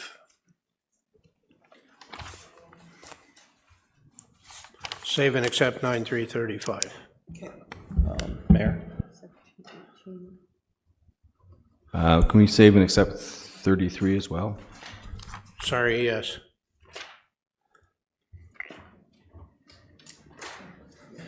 And to kick things off, 9.1.1, Mayor, my encroachment extraction. Which one? 9.1.1. There's no 9.1, it's 9.3.1. Is it not? I'm looking at the correspondence. Correspondence we just passed. No, Committee of the Whole, 9.1.1. I had extracted because that's that was David Tang's letter. Right. My apologies. We'll be extracting later on in the Yes. meeting, I assume, for the encroachment issue. Okay, thank you. My apologies. Okay. Everybody good? Okay. I have a mover and seconder. Deputy Mayor McDonald, Councillor Smeaton, all in favor, and that's passed. So our first extraction is 932. Councillor Perry, update to the roads 5-year plan. Thank you very much, Mayor. We had our discussion on this topic and the excellent report that was prepared by Manager Farquhar last council. We had also a discussion about potentially a task force to review the roads programs and particularly our role as council. And cribbing from the STR task force motion from earlier last year, I do have a text that I'd like to move. A motion to move. That motion is that a task force be established consisting of 4 council members to work with staff to review and make recommendations on the city's roads programs and council processes moving forward by the end of Q3 2024. Are you envisioning that staff would be part of this or not? My vision would be that it was like last time, where it was a council task force supported by staff. Thank you. Is there a seconder? Councillor Warren, do you wish to speak to it? Not that what we haven't spoken on for several months, just around building on the report that was submitted by Manager Farquhar, looking at information or gaps or questions that we might have to be able to strengthen our own knowledge, to be able to share with constituents, looking at some other options, alternatives, and most importantly, have we talked about avoiding road selection around council by either memos or by kind of trading horses at budget time, see if we can't, among ourselves, as owners of our own process, find something different. To me, the most transparent way to do that is through a task force and have those discussions, and I'd ask you to consider the motion on the floor. Councillor Warren, do you want to speak to it? Just briefly, Councillor Perry has basically said what I believe also, and I mean, we just stopped the paving of gravel roads. Maybe that No, needs, we didn't. well, it's ended and we need to look at it again. So I think it behooves us to actually do this and have council have some input into that process, because it was a difficult time around the table at budget time, trying to who gets what road. So thank you. Thank you. Just before we go further with this, and I've got a couple more speakers, you brought forward a memo asking for a report back on roads. We don't have that report back yet, do we? That was the report that we received at Committee of the Whole from Manager Farquhar, no? The 5-year roads plan? Yes. I don't believe so. Is there not another one, Director Robinson or Director Rojas? That report was full of information and followed the parameters of my original motion, Mayor. Okay. Councillor Ashmore. Thank you. Maybe through you to the mover. I support the motion, but I just wondering, one of the most important things to me anyways is to actually get out there. We all get out there and see our roads, but to reenact roads tours. I mean, it doesn't have to be every month, maybe once or twice a year at most, whether it's 2 or 3 councillors that get out with staff and we're together. So would that be something that would be included in that, perhaps? Absolutely. I mean, as we structure the terms of reference for a task force once created, I would also deem, as we had for STRs, venues for residents' input as well. But I think a tour would be very much seen in a great light for the terms of reference as they go forward. Councillor Richardson. Thank you, and through you. Okay, how do I put this?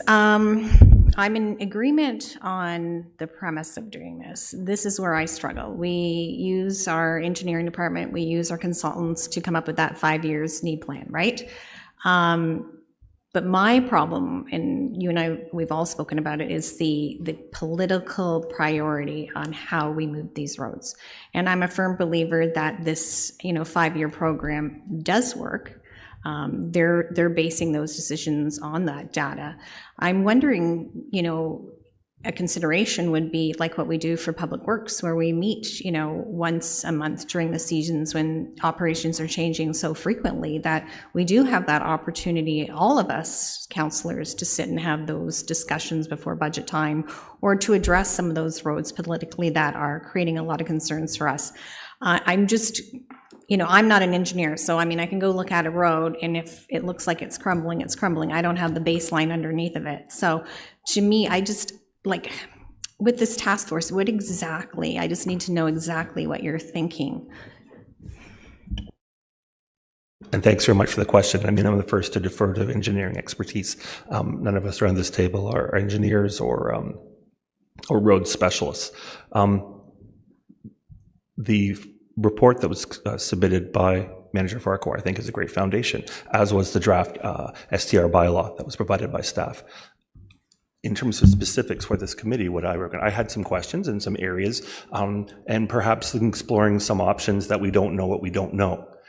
In terms of, are there green technologies that perhaps we could get more information on, bring those kinds of recommendations forward. Again, informed by the technical expertise by staff. Also, the low volume gravel roads program. Should it stay or should it go, right? And that's another decision and a recommendation we can be put forward. What I don't foresee is us delving into the arena of technical expertise, right? That doesn't, to me, that's outside of the mandate. We can come up with some general recommendations that we would like to see done, especially given residents' concerns, which is on the list of how roads get done, and also even as you said, Councillor Richardson, if these are budgetary discussions, perhaps that's a recommendation that from the task force, the new process is we have these discussions openly and in advance of the budget every year with regard to roads. And thank you for that reply.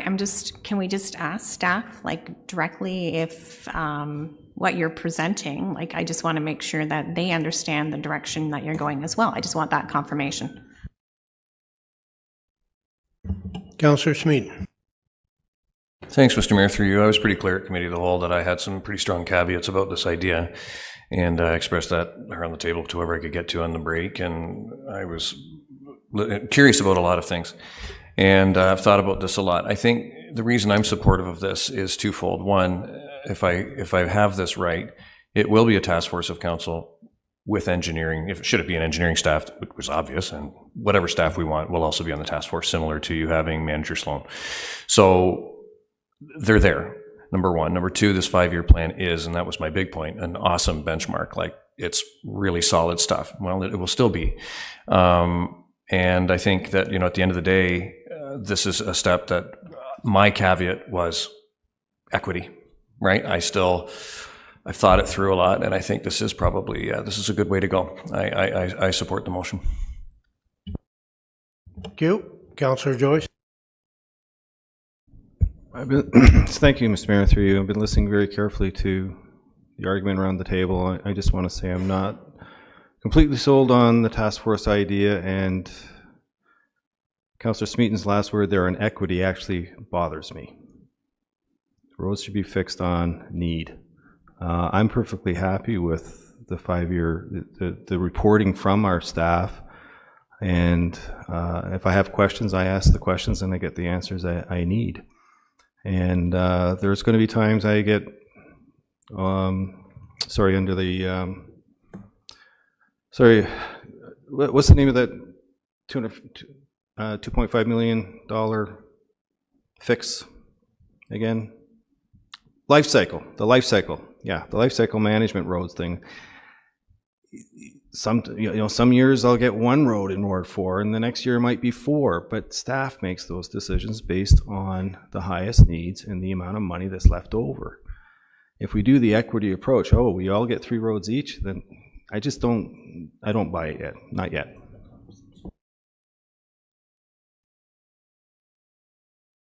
Thank you.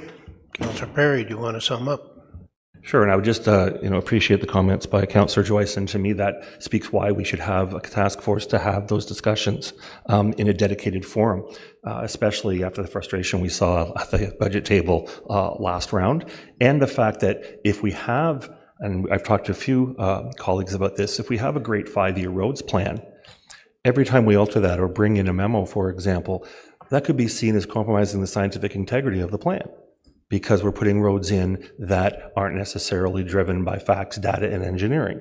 Where do we make room for those? How do we put them in? How do we validly count for, citizen engagement and resident concern? And so those would be a few of the things that I would think would be part of the terms of reference on this task force, which may have a few recommendations. Perhaps there'll only be a few, but that process we will be able to put together for our use around this table. So that would sum up. Is everybody clear on the motion? That the motion is to create a task force to look at roads with engineering staff outside the 5-year roads plan. Is that correct? No, can I reread the motion? Just one moment, please. That a task force be established consisting of 4 council members to work with staff to review and make recommendations on the city's road programs and council processes moving forward by the end of Q3 2024. All clear? All in favor? And that passes. Do you want to move the rest of the recommendation for 932? Did you want to move the rest of the recommendation for 932? Yes, I will move that. Good. Seconder? Deputy Mayor McDonald. All in favor? And that passes. Thank you, Mayor. Next up is 938, Councillor Richardson. That's littering on Frank Hill Road. Thank you, and through you, I would like to put a motion on the floor. I'll read it, and then if I can get a seconder, I'll speak to it quickly. That staff provide litter, waste signage, waste receptacles, weekly waste pickup, and enhanced seasonal communications for the public water access on Frank Hill Road, Township of Emily. Can I just ask, have you talked to staff about this? I have talked to staff on two. I've talked to Director Shanks and Director Robinson. And there's no problem doing this? Nope. Okay. Is there a seconder for the motion? Councillor Ashmore. Okay. Did you want to speak to it? Yeah, I do actually. Just went through the discussion, and I listened to the deputy 2 weeks ago. There was issues regarding the look to ban fishing. There was the litter and waste issues, the maintenance, seasonal waste containers. And that's, again, where I would be going is just those seasonal times. When I did speak to staff, the prohibiting fishing here you would have local significant protests. So it's something that you don't really want to address, especially with the causeway on Ennismore right now, just going through that process. You do have a community out there that is very mindful of the area and has been out there doing the collections themselves. And I don't think it has a huge economic impact. I believe Director Robinson said was $7 a week for pickup. And to me asking the impact in a staff report for something like this does not, in my mind, deem necessary at this time. So that's why I'm moving forward with this recommendation. Thank Any other comments or questions? Seeing none, all in favor? And that's passed. And the original. I need, and the original motion? You okay with that, or you want a seconder? Yeah, we have to receive the So recommendation. we need a seconder. Deputy Mayor McDonald, all in favor? That's passed.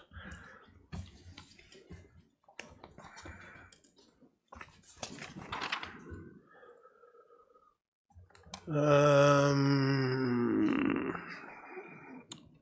9315, is that yours, Councillor Perry?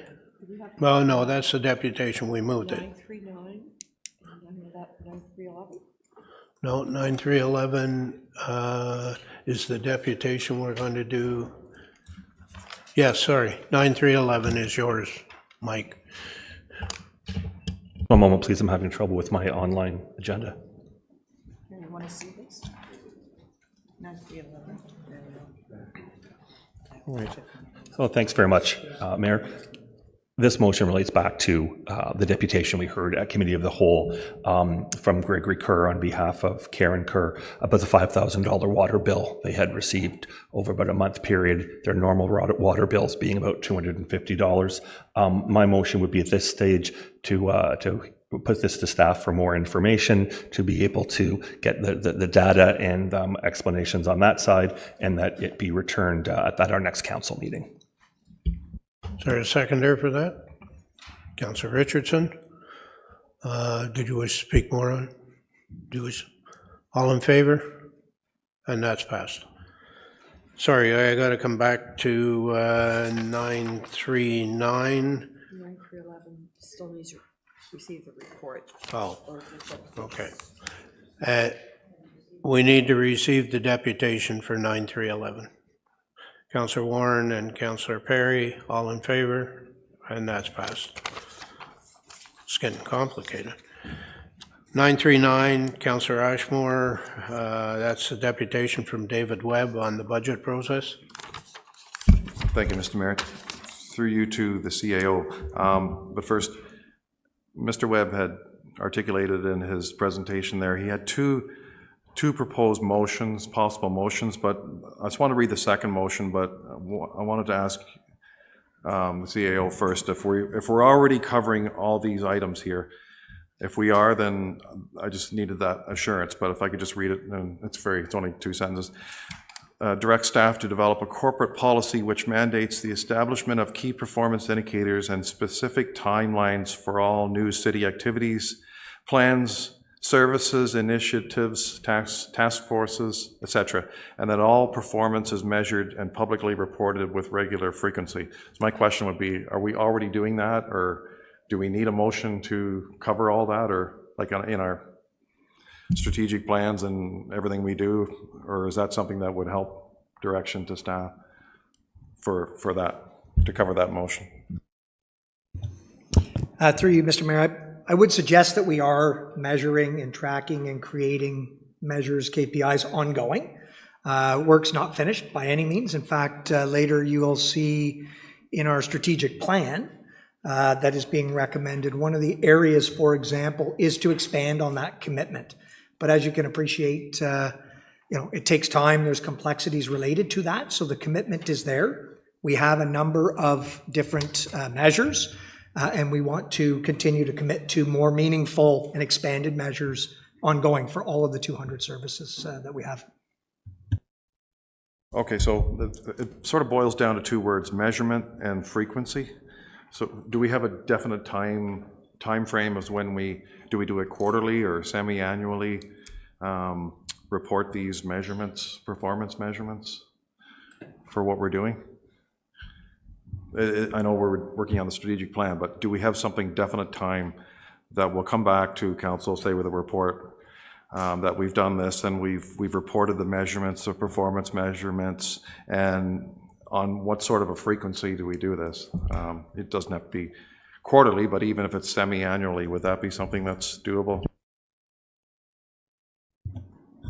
Through the mayor, certainly there are hundreds of markers and measures that are ongoing. Some are measured daily, some weekly, some are published in various things. From a higher level perspective, looking at how we're measuring progress in the strat plan, for example, we're looking at formal annual reports to council, establishing those broad-based KPIs. But as you can appreciate, this is not going to be an exercise that's going to happen overnight because of all of the different services. But certainly, I would suggest that in passing sort of that, or committing to that, that we are going to be moving the organization more formally in measuring high level and right on the ground sort of immediate service and performance. Maybe a question to the mayor, would it be appropriate to move that motion then? Or should we move a motion to receive the deputation? It's already ongoing and it's addressed in the strategic plan. So if you want to give me a motion to receive the deputation. We'll do that, just receive the deputation. If it's in the motion, if it's going to be, like you said, it's going to be monitored, then I think that's fine. Thank you. I have a seconder. Councillor Joyce. All in favor? And that's passed. I won't forget it. We did 9311, 9350, no, we moved that one. 9317, Councillor Ashmore, that's the Bob Cajun Swing Bridge. Yeah, thanks. The reason why I extracted this was not the Bob Cajun Bridge, but the fact that, and I'm glad he did come, Mr. Britton from Trent Severn Waterway, but in today's Lindsay Advocate, obviously we're talking about mention of the Bolsover Bridge. And just warning, maybe through you to the CAO, is there any way that council can have a motion to support this bridge, that it be built? I know our member of Parliament and the adjoining member of Parliament are trying hard to get this bridge built in Bolsover, and it's really important. If I quote this here, this is from the Lindsay Advocate today, and quoted from our member of Parliament. Residents of Bolsover are now forced to take an alternate, and for many, a highly inconvenient crossing to get to work or buy food. More importantly, concerns regarding emergency services response times have been raised. The announcement by Parks Canada, TSW, will put people's lives at undue risk, note the MPs. So are we on the same page as the MPs? I guess that's my question. Two things. Like, we were to talk about the Bob Cajun Swing Bridge, not the Bolsover one. The Bolsover one is being handled by two MPs. I have had meetings with TSW on the Bolsover Bridge, and more are planned, and at the same time, there are other issues to be dealt with TSW, and all of those things are going to be addressed. So I don't think council needs to weigh in on it at this point in time. Okay, that's fine. I just thought I'd bring it up. I appreciate that. Thank you. Thanks. So if you'd like to move the motion to receive the deputation from David Britton. I'll move that motion. Thank you. Can I have a seconder? Councillor Warren, all in favor? And that's passed. Councillor Perry, you have the encroachment adjacent to 106 Bond Street West, 9318. Thank you, Mayor. And again, this one will be brief. I've spoken at length with the property owner, and there's some dispute in terms of potentially rival surveys at play with the city and the landowner. Talking to the property owner, he is working in good faith, wants to continue that dialogue. This might be something that can be settled and not need to come back to council, actually. And so with that, I would just invite more time for that to happen, and that this be returned the end of quarter 3. In June of this year. So beginning of quarter 3. How's that? I was told there'd be no math. Councillor Smeet, you okay with that? Yes. Do you want more? No, I think it's okay. Speak for itself. Did you want to say anything? No? All in favor? And that's passed. Now you want to remove the... So I'll move that the deputation, that the report be received. Thank you. Seconder? Councillor Smeaton, all in favor? And that's passed. Next one is proposed surplus declaration, sale and closure, Shoreline Road allowance adjacent to 183 McCracken Avenue. Councillor Warren. Yeah. Yes, through you, Mr. Mayor. So, yeah, this came up. This is in my ward.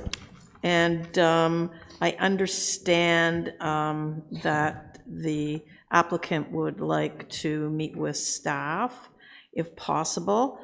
So I'd like to put this off until our next council meeting, if that's okay, if I get a seconder. To receive the report and to put this off till the next council meeting in defer it till April, sorry. Councillor Perry, motion to defer, there's no discussion. It's just a straight vote. All in favor? And that's passed. Is that committee of the whole or council? Hmm? Is that committee of the whole or council? Is that committee of the whole or council? The next council meeting? I believe the next council meeting, Yeah. yes. Thank you.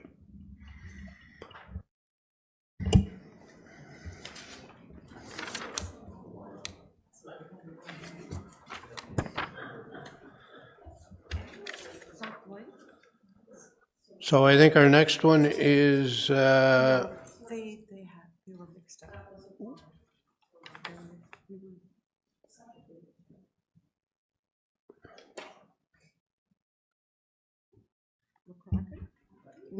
No, through you, Mr. Mayor, that's not the one up on Cameron.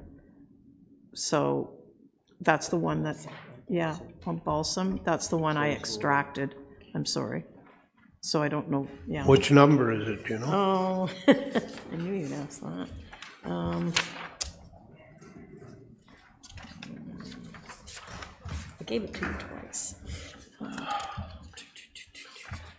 Number one.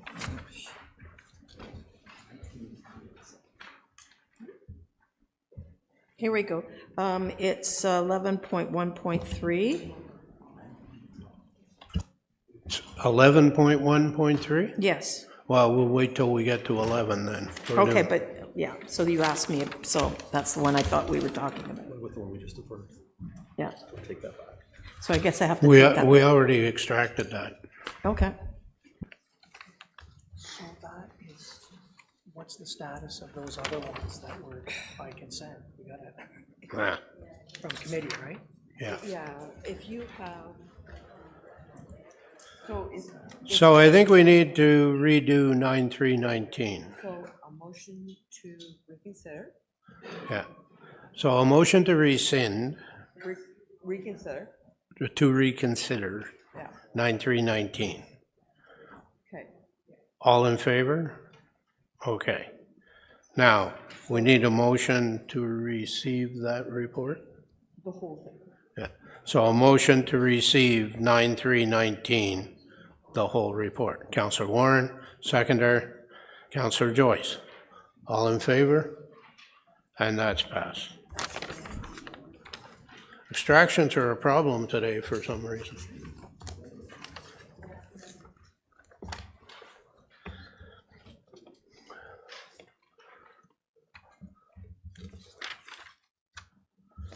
The next one I have is 9333, Councillor Joyce, proposed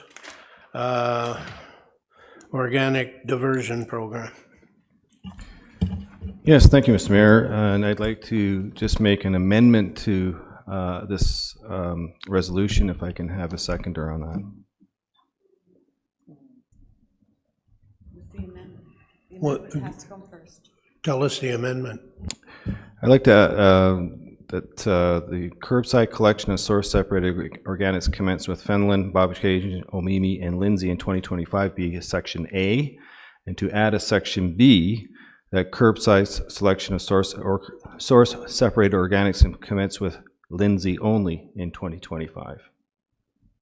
Doesn't make sense.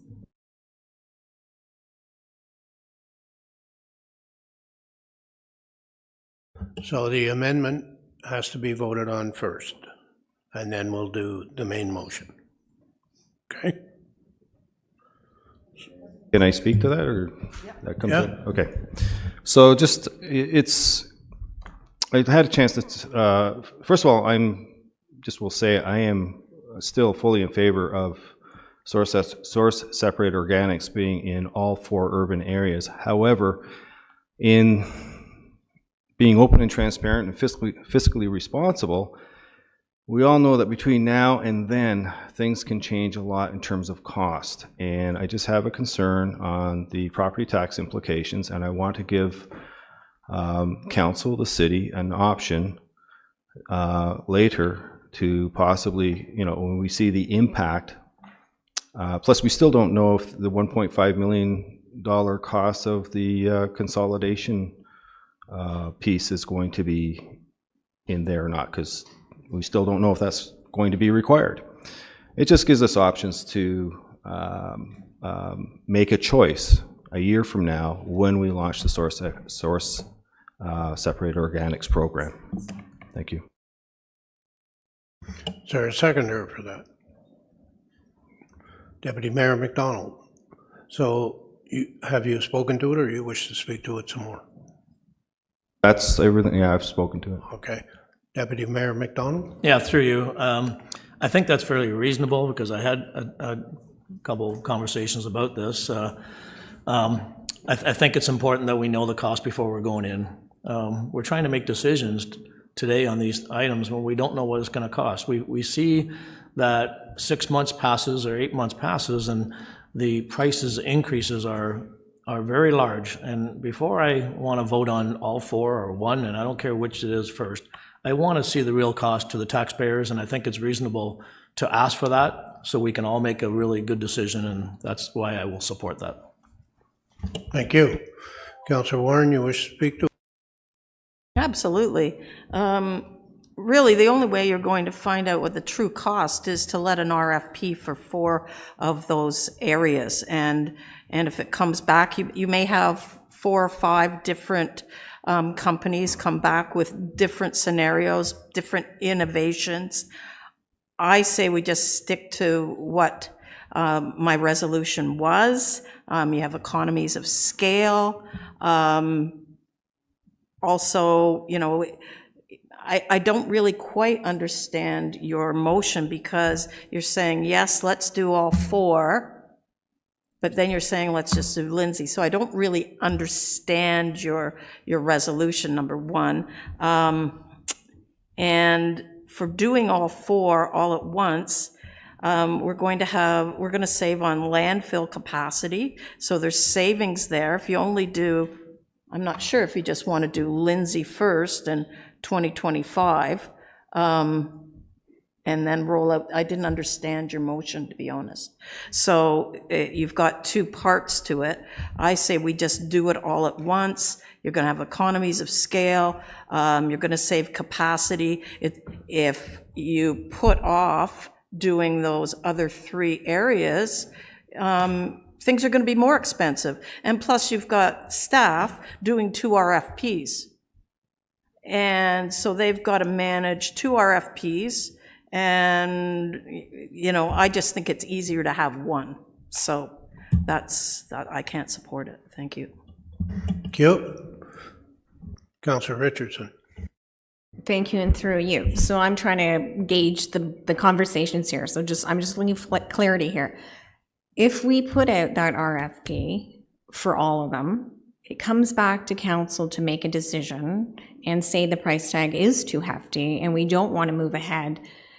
Does that delay the process if we decide to just do Lindsay, or do we have to do a new RFP? I'm just looking for clarification, if someone can answer that.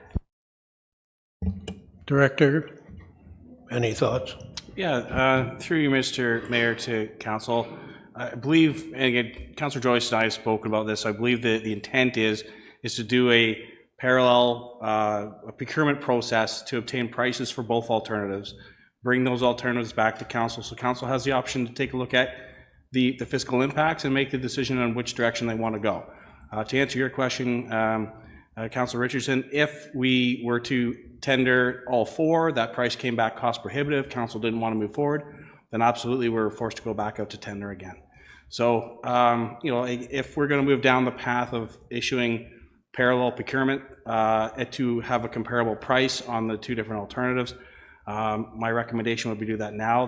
Those results would be coming back to council within months. It won't be years. So So that's kind of like sounds like a balanced approach, like you're going to be able to get the answers on both, and then we'll have the two sets of prices in front of us, and we can make that decision without having to back up through that timeline, which makes the timeline twice as long. Just my thoughts. I'll come back to you, Councillor Warren. I have other people. Councillor Smeaton. Thanks, Mr. Mayor, through you. I think Councillor Richardson just asked my question, so that's great. I just want to make sure I'm perfectly clear here. That sounds like the perfect goal here. And if I'm not mistaken, that means that Councillor Joyce's motion is that. Great. Sorry, just wanted, there's been so much. So if we support Councillor Joyce's motion, we will have parallel, we will see the dollar figures for both and make a decision. Is that correct? Thank you. That's correct. Deputy Mayor McDonald, and then Councillor Yeo. Yeah, just a quick one too. This seems very reasonable to get a quote going forward. I think it's a wise decision, and then we can make better decisions when we know the cost, because we do kind of have a cost right now, but in 3 months from now, it might go up another 500,000. Who knows? Everything else is. So let's get a cost for both, and then we can make a really good decision on whether we can afford it. Pretty simple. Thanks. Thank you. Director Bokaboom, did you wish to weigh in? Thank you, Mr. Mayor. I think what we might consider doing is just one RFP and only adding the 3 other smaller locations as a provisional. We don't have to run 2 RFPs in order to do that. And then we come back to council. If the provisional items are beyond the limit they choose to spend, we just have the one agreement to go forward with. Thank you. Councillor Yeo. Thank you, but Director Boom just answered my question. She read my mind. Thank you. Thank you. Councillor Warren. Okay, through you. So are we going to get a price on all 4, right? Economies of scale. So you're going to get an RFP on all 4, including Lindsay, because you may have economies of scale. So if you just do an RFP for 3, where does Lindsay come into it then? So you're going to do an RFP for all 4. Is that what I'm hearing? Through you, Mr. Mayor, let me take that one. So within the procurement process, we'll have 2 alternatives that we'll price out and ask for pricing on. So the first alternative will be to do all 4 communities. The second alternative will be to do Lindsay only. And then what we can do is take those prices, bring them forward to council for review. So again, that will happen within the procurement process and enable us to actually bring that information back to council. Further to that, though, your Director Bokaboom saying doing 1, so you'd have 1 with those variables within the RFP. Is that correct? Through you, Mr. Mayor, to the councillor, yes, that's what Director Robinson is recommending. We do 1 RFP. The main scope of work is Lindsay, but we could add in as provisional Bobcaygeon, Omemee, and Fenelon, get a costing all at once on all of the areas, and then bring back to council a report that reports back on the pricing and make a decision at that time. That way we're not legally bound to the provisional items. Councillor Perry. Just for further clarity then. Thank you. Yes, go ahead. And then I'll get Councillor Yeo, or he's already weighed in. I think so. Go ahead. I'm just wondering, would we be able, in the interest of fully obtaining the costs that we need, it sounds to me like we would need all 4 communities, the three smaller communities, and then Lindsay alone, to really be able to assess the full impact of and compare the apples to oranges. No? Mr. Mayor, maybe I'll jump in if that's okay, through you to the council. So a portion of the mandate within the provincial policy statement to achieve that minimum reduction, doing the 3 communities, the 3 smaller communities independently, will not achieve that goal. I understand. Thank you. So it's a minimum of Lindsay alone, and then Lindsay plus the other three. Good to know. Thank you. Councillor Joyce. Am I ready to sum up? Everybody covered? All right, excellent. Yeah, I just wanted to emphasize, Councillor Warren, that her original resolution is intact. We are going to get a quote on all 4 urban areas, and as it stands now, I'm in full support of that. Just want to give us options. The province has dictated to all municipalities that we have to have a 50% diversion program in place by 2025. If in fact if we just do a procurement process on all 4 and the price is so prohibitive and we say, well, we can't do that because the tax increase will be too prohibitive, we got to start over again. And Director Robertson, how far, if we had to do a second quote on Lindsay only after we said no to your first quote, how long would that set us back by? Through you, Mr. Mayor, to the councillor, the typical procurement process, by the time the document's ready, it's on the, like out in the public realm for 3 to 4 weeks, and then back to review. So it would push back probably about 2 months by the time, and that's assuming we jumped right on and got a document out and out the next day. It would probably push everything back about 2 months. So again, I think that what's been recommended is logical, it makes sense, and will provide council the information they need to make a timely decision. Okay, thank you. And that's pretty much my sum up. It just gives us options. When the prices come back, we can make an informed decision. Thank you. Thank you. That was sum up. All in favor? Okay. The main motion to receive, and we're going to eliminate the middle part, and the staff review, evaluate, report to council on the effectiveness. Hang on.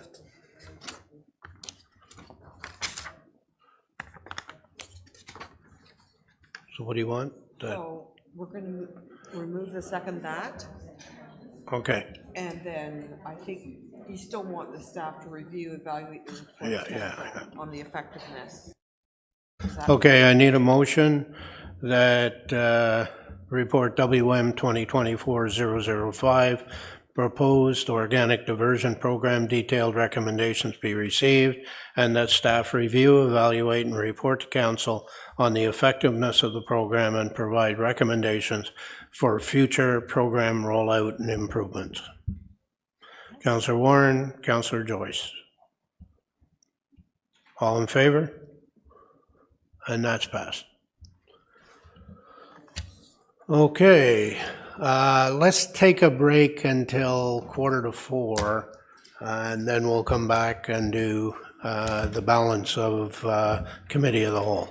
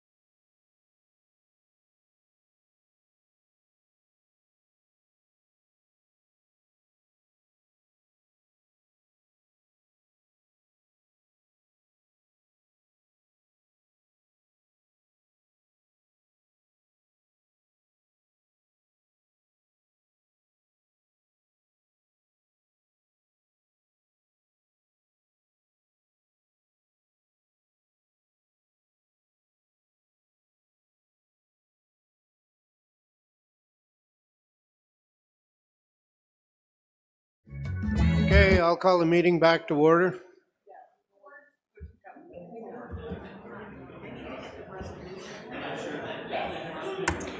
Resume your seats, please.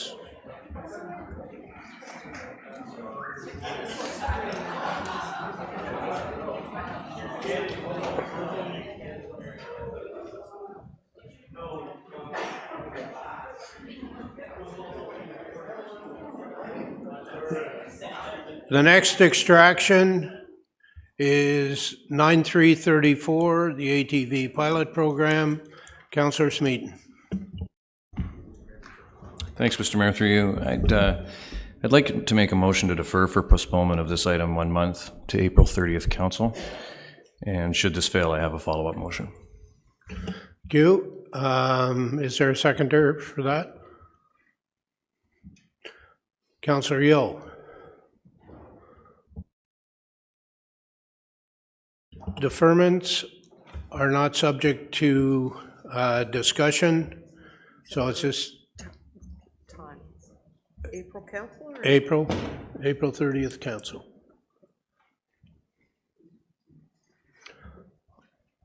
All those in favor? And that fails. Your follow-up? Yep. I move that item 9334, the ATV pilot, continue as a pilot for 1 year. And if I have a seconder, I'll speak to that. Is there a seconder for that? Councillor Yeo. Go ahead and speak to it, Councillor Smith. So much to say here, but I've done a good job of trying to keep it concise for you. There's a few points I want to make. First, as you've heard from the deputations, there's a lot more to this report than meets the eye.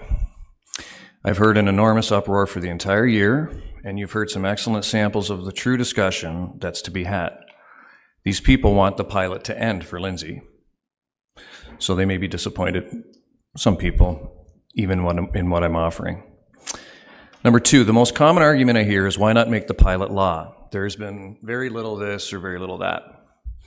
And I'm going to answer that very simply. And this is based on my researching many municipalities who didn't even go near a pilot. If you say no to Lindsay, it's final. It's finished. If you allow this to go through, this will return. I can guarantee it. It will return with a request for more streets. See, there's no issue. What about these 8 streets? Etc. There's no doubt in my mind that this is a very possible next step you'll see in the future. This going through assists that notion. And to think, I'm not even asking for that. I'm not asking for no to Lindsay, just an extension to observe with a new set of eyes and with a new set of parameters. Parameters.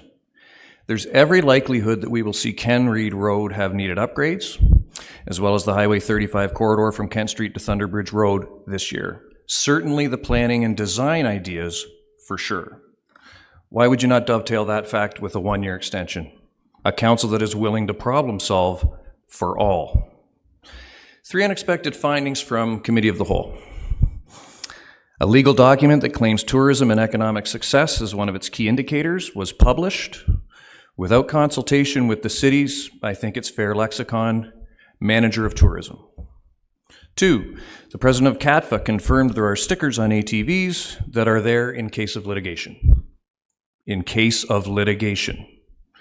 3, the manager of bylaw agreed this is difficult to enforce. Next, as you've heard over and over again, Lindsay did not want this. That data we have. I encourage you to really support a councillor who knows his constituents. Lindsay supports so many programs and facilities throughout the Kawartha Lakes. Its population is 1/4 of the taxes, about to be 1/3, and even more in the next 25 years. These residents feel they have a right to this being extended, at the very least, by 1 year. Last year, I supported the Fenland Rail Trail decision, and I'm glad I did.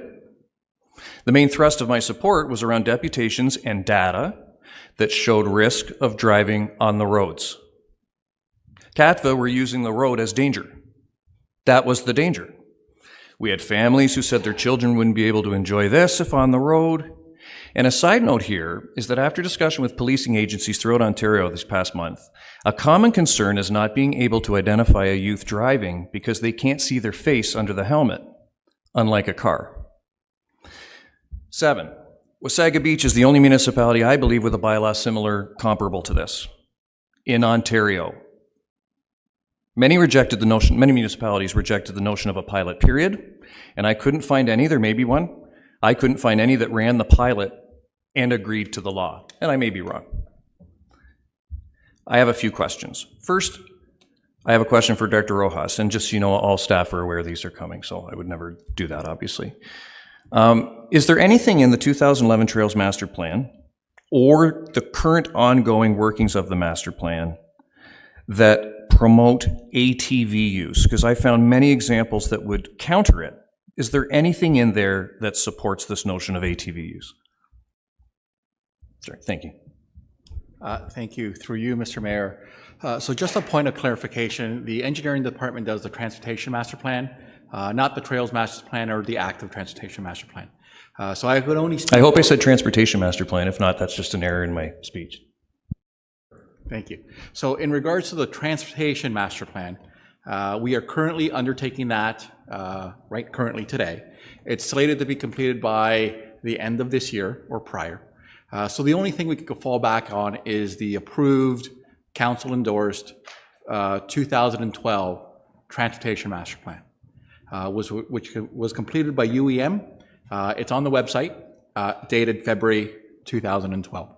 So in that transportation master plan, it does talk about ATVs very lightly, specifically under section 9.5 titled Active Transportation. It mentions various different types of active transportation.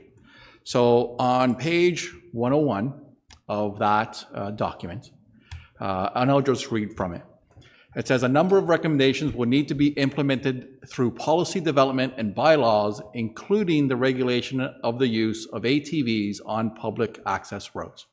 So it does identify a concern or an opportunity for ATVs, but it defers it.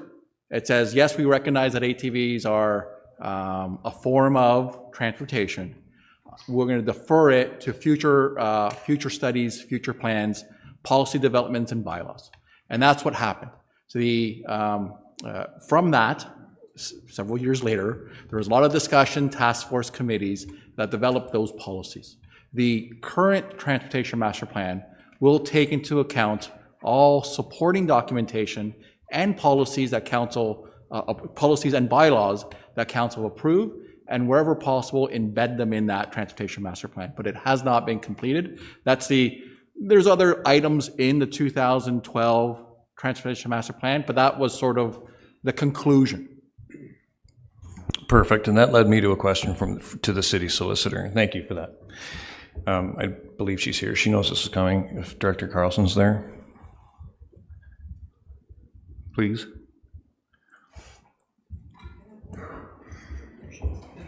Hi, Director Carlson. Sorry, too many screens up. Hello. Thank you, and through the mayor to you. There seems to be a misconception that should someone be killed on our city streets because of an ATV, youth riding without a helmet, not knowing it's a youth, someone being hit, that the city is removed from all litigation as this is an Ontario permission. Could you please clear this misinformation up and simply identify the risks and exposure to the city should this ATV pilot become a bylaw today, whether included or alluded to in the report or not? Thanks. Yeah, so generally speaking, the city's legal division provided an opinion, not in support of the program, and that was provided through risk management. So specifically, risk management indicated that there was exposure to litigation and that we have a high deductible, so the city would be paying the cost of that. Thank you. And that was my understanding too. I just wanted the public to hear you say it. Not everybody reads the reports, of course. So thank you very much. I had a question for the manager of communications. Sherry knows this is a question I have, if it's okay. I don't know if she's still in the room or if she went online. And if not, I can skip that. That's fine. I'm not sure if she's Not still a problem. available. That's fine. I know that some of the deputants will be disappointed in what I've said, and I'm wrapping up here for the beginning. I just want the last point to be the future. Lindsay, 2 years ago, in my belief now, clearly doesn't want this now. It was in the 60% range. I watch Lindsay grow every day. I have met and gone to many functions to meet new families coming here. I firmly believe that the population is about to double. The population that is about to double is not coming here expecting this to be a law. But again, even though I'm sure of this in my head and in my heart, I ask only for an extension to observe one more year on their behalf. Why not watch a little longer? Thank you. Thank you. Councillor Yo, I think you seconded. Did you second this? I did. Do you wish to speak to it? I seconded, yes, I would. I seconded through you, Mr. Mayor, to support the Lindsay councillor, and knowing how much thought he's put into this, and knowing I guess the courage it takes for him to stand up. I guess we don't stand up anymore, but for him to ask for another year of a pilot project when there are people against it. There are a lot of people in favor as well. I am one of the people in favor of it. I voted in favor for the pilot project, and I will vote in favor of a 1-year extension for all the right reasons that Councillor Smeaton just put out before council. Thank you. Thank you. Councillor Warren. I too will support it. I think there need to be some parameters around it, though, because obviously the last 2 years haven't really worked. We heard that people had problems getting their issue dealt with. Where do I go? That's probably why we didn't have proper data. So I see nothing wrong with extending it, but we need to change some of the criteria so it's easier for people to actually lodge a complaint. Thank you. Councillor Richards. Thank you, and through you. If Manager Sloan is on the line, I do have a question for him because the integrity of the reporting process seems to be in question. I think it's all in fairness to have him comment on that particular issue. Manager Sloan, welcome, and if you can answer the question. Sure. Through you, Mr. Mayor, to the councillor. So yeah, it's probably fair to make some assumptions based on the data that's being provided in the report. As I've previously said, I only know what I know. If it's not being reported here and we're not collecting the data within internally in our systems, then when we receive the data sort of at the last minute, we can certainly note it. But if the report's already produced and before council, it's kind of hard to put that data forward. So I would encourage people to report issues and not just this issue, but all issues that are bylaw violations and go through the proper process to do so. I think what's in question is the reporting mechanism for the last 2 years. They're saying that it wasn't accessible and there was issues. So I just want confirmation if you experienced this. Through the mayor to the councillor. So we have online reporting, we have phone in reporting, email reporting, in-person reporting. I don't know of any other sort of system that we can put in place to receive complaints. We also work very closely with councillors to also filter the complaints out. So we are certainly here as a resource and we're ready to collect the data. Thank you. And the report also did have comments from both police services recognizing that the reporting was not a significant amount as well, and that they had no problem supporting this as a permanent project. That's correct. We've had close communications with both police services around this issue and over the course of it. Of the study of the pilot project, and my last email correspondence to those services basically indicated that there was very few issues that they have with ATVs on our roads.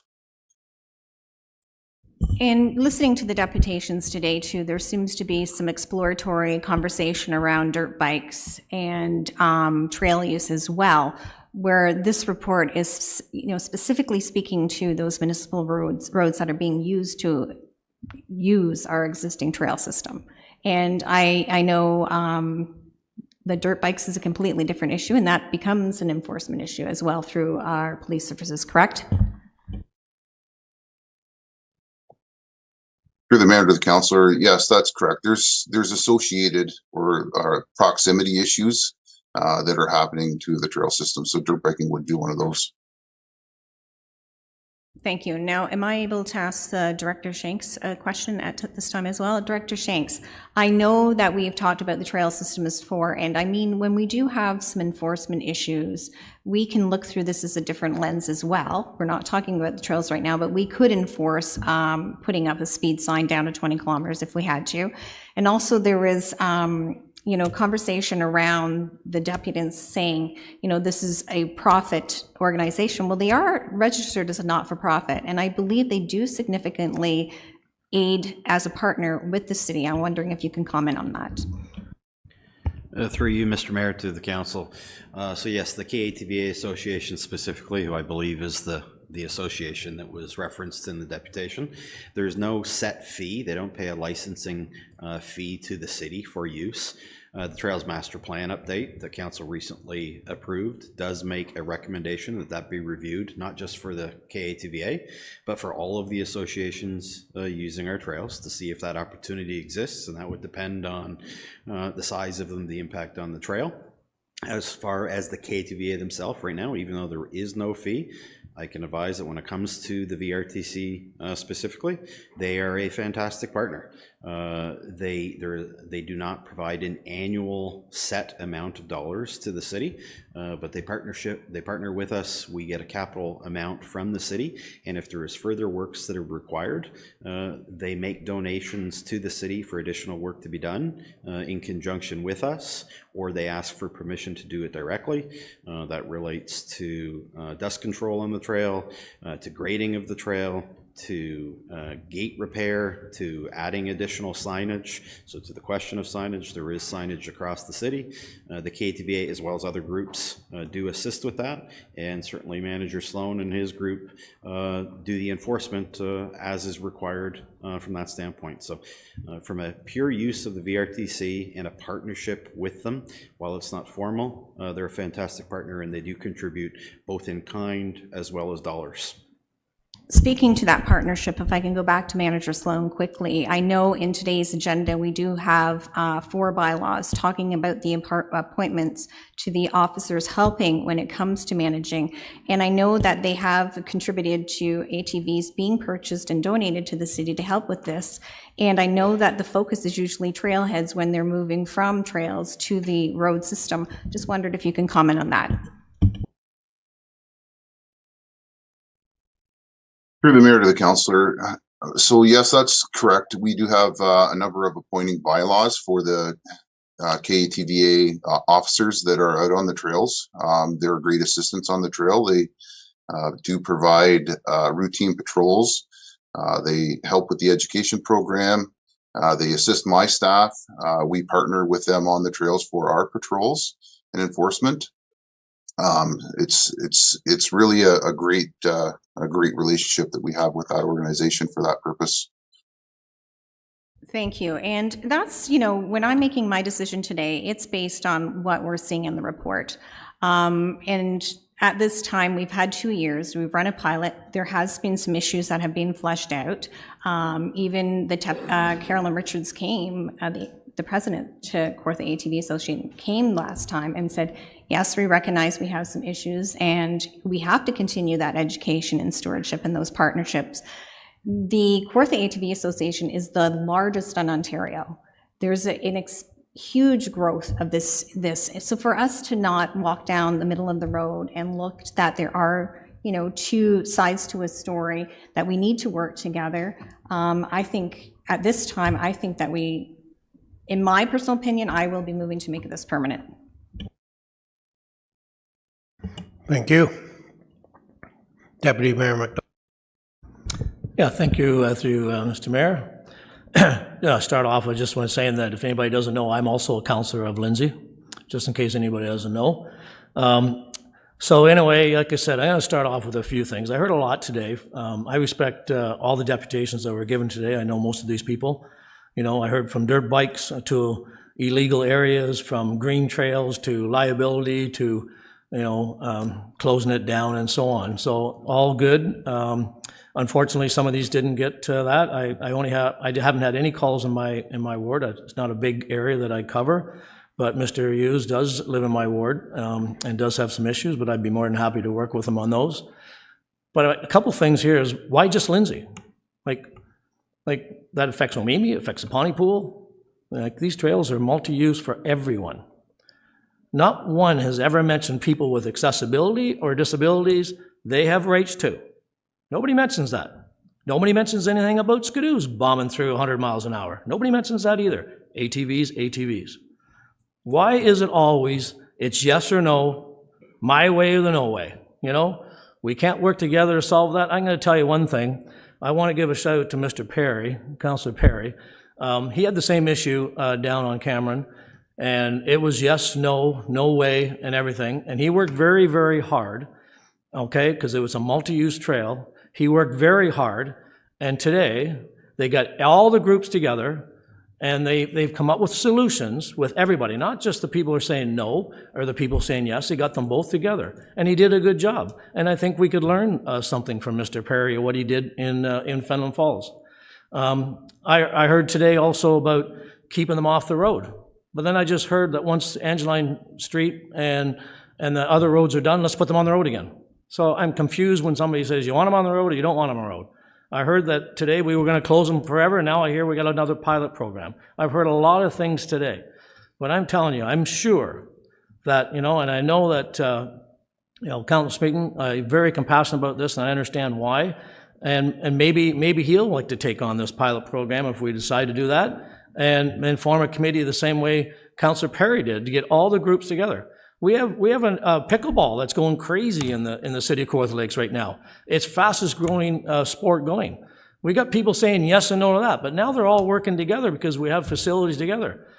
We just can't just because of a certain group. Everybody has to have a piece of the pie here, and everybody has to work together. And I can't believe that if we took all this energy of saying yes and no all the time and put it into working together, we would solve most of the problems. Believe me, we would. So again, at this point, I never even thought of giving another pilot another year. I'm not convinced that that's going to change anything. Can we change routes as we go and make changes if it's better? Sure we can. Just because we can't wait until the end of the month, of course, because the trail opens on May 1st. So we have to make a decision today to keep it going. And if we have a committee that can work and do that, we can still make changes as we go. So again, that's my point on it. My point is right now I'm going to vote in favor to keep it going. I am thinking about this one-year project, but it'd have to be something that somebody convinced me that they're going to do something instead of just everybody complaining and saying yes and no for the next year, which is not going to be any good for anybody. So anyway, that's what I wanted to say. Thank you for your time. Thank you. You want to do sum up, Councillor Smeaton? Councillor Perry.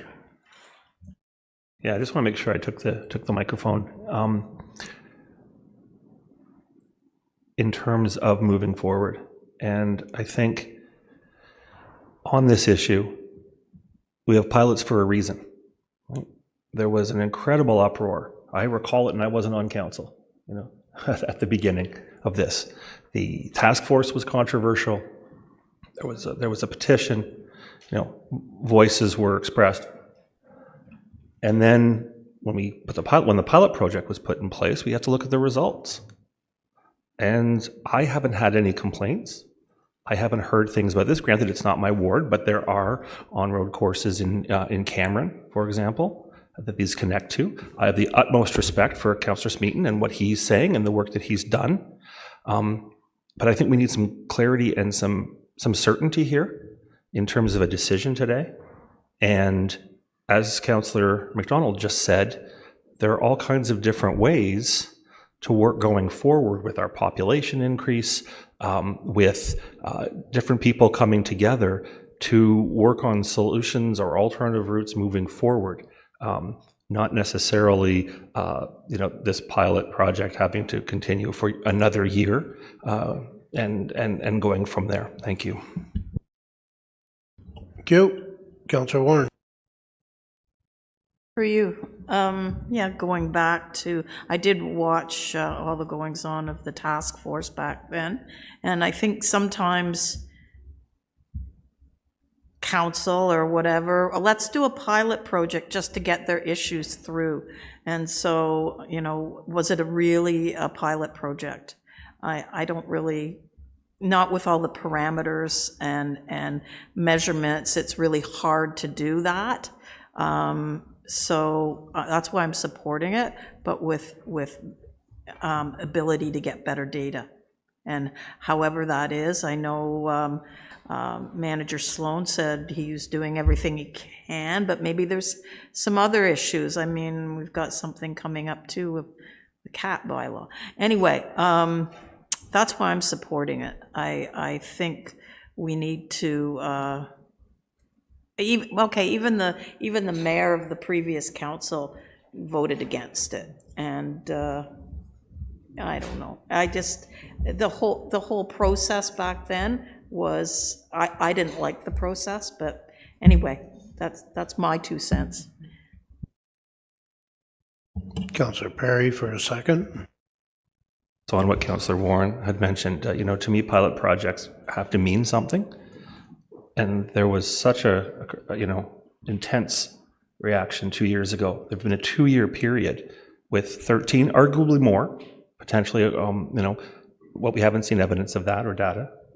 And I didn't hear about this issue coming back until maybe 3 weeks ago in terms of, anyone contacting me about it. So, has the pilot program worked? Well, it certainly seems like it had not been complaints for the past 2 years. Pilot programs need to count for something, and that's my submission. Now, would you like to sum up? It's good for you, through you, Mr. Mayor. I'm thrilled to hear Deputy Mayor McDonald and Councillor Richardson, because I'll start with Councillor Richardson. Couldn't agree more. As I said at Committee of the Whole, I believe it was my opening remarks, CATFA and Director Shanks, CATFA are excellent community partners. I articulated that as my very first sentiment. Extending a pilot is not a new pilot. Extending a pilot is continuing something that exists. And that would give us the opportunity to see them exist for another year with all these great things they do. So there's nothing there that would be sacrificed by extending this pilot by 1 year. Perhaps because attention has been drawn to the origins of this report, people will now be watching how great they are even more and being aware of their partnership. To the Deputy Mayor, couldn't agree more. To Councillor Perry, it was an excellent piece of work in our very beginning up in Cameron, came to a great solution. Couldn't agree more with his sentiment. In fact, the only cut and dry, as you referred to it, that you don't want would be this cut and dry ending today. By extending it a year would actually support the philosophy of the Deputy Mayor, a chance for us to have a year as a new council, to sit down, as you did, Councillor Perry, and use your example, and build exactly those partnerships that are being suggested there. I'll sum up by saying there was a curling club, and they were a curling club that decided they were going to ban smoking. 85% of the members were smokers, and there was a lot of kickback. But the curling club went to its policy. They had a board, a council, and they said, we're going to ban smoking ahead of law. There was an enormous uproar. But they stuck to their guns, and they made a decision based on policy, and that policy was healthy environment, as was future membership goals. They stuck to their guns, and they guaranteed that the future residents, members in this case, were guaranteed what their policy said. 1 year later, there were 3 people smoking outside, and most, if not all, of the smoking members looked back wondering why they were so convinced otherwise 1 year later. They realized that policy was supported and a strong government did their job. The point is, decision makers have 2 main tools they use most often. There's data, the more subjective, but clearly needed. And there's policy, designed to be objective. You've heard the data debated. Is it valid? Was there enough? Which platform is used? And on and on and on. That 7-course meal was full of delicious options, very well presented. In sum up, I offer the simple truth. The GMS, Transportation Master Plan, Healthy Environment Plan, Strategic Plan, and there are more, I'm just keeping it simple. Each of these policies have agenda that could be argued discourage exactly this sort of transportation on roads.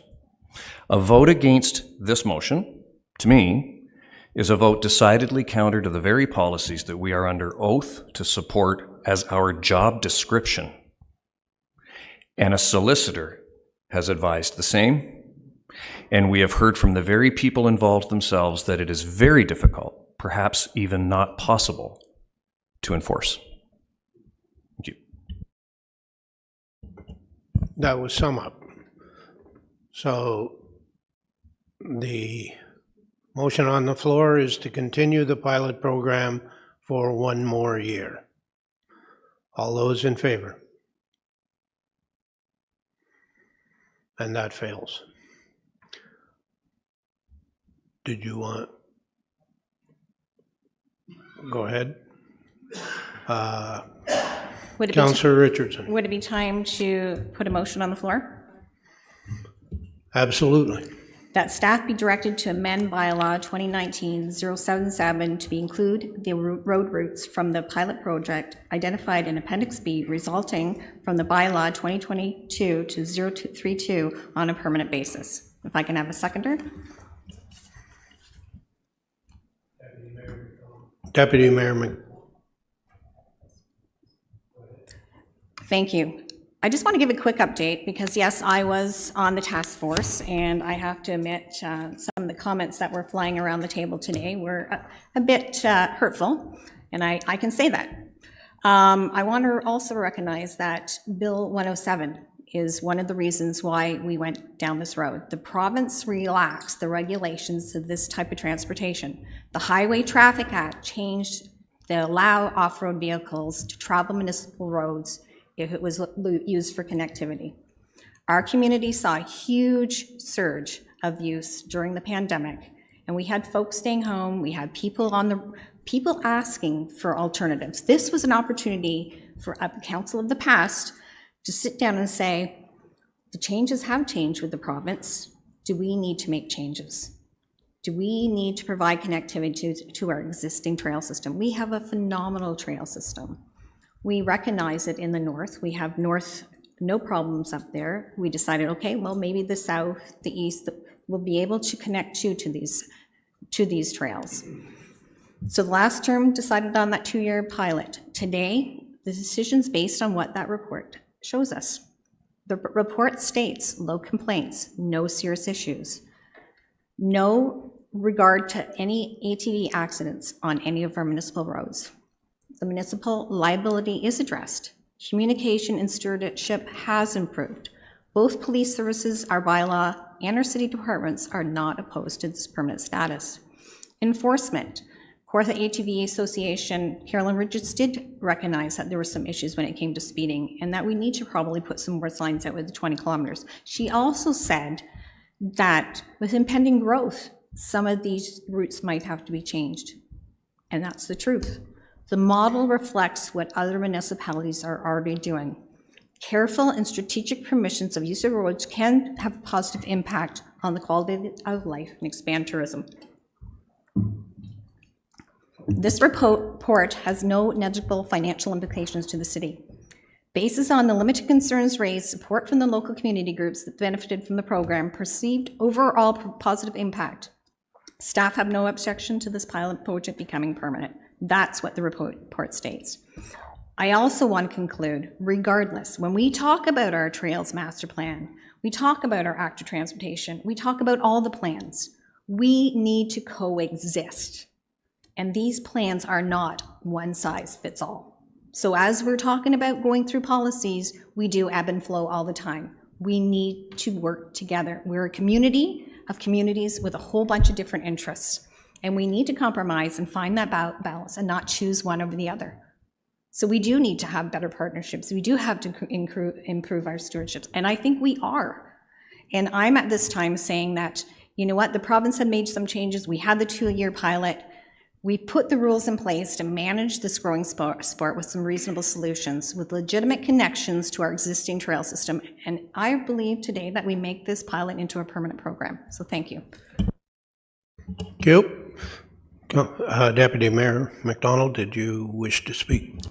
I thank everybody for the amount of time that we spent on this today. I think everybody's got their point across, and I think we should just come for a vote and move on. And you know what? I appreciate what everybody has said today. Thank you. Councillor Warren. Just because the province allowed this to happen didn't mean we had to do it. And Lindsay chose, most of the people chose not to do it. And if I'd been around, I wouldn't have supported it. So I can't support it now. Thank you. Thank you. Did you want to sum up? No, I think I did. We've spent quite a bit of time on this, and I do respect everybody's opinion around this table, but I also have to respect that we are a community of communities. It's not just about Lindsay. We're a community of rural communities as well, and we do have to look at the bigger picture. And we are making a decision today based on a report that was in front of us in the data. So that's it. Thank you. Thank you. So the motion, you've heard the motion on the floor. All those in favor? And that passes. Thank you. Moving on. The motion was to receive as well. She said the motion to receive. And okay. So we'll move on to item 9.335. Councillor Perry, that's the drainage near 149 Fenland Drive.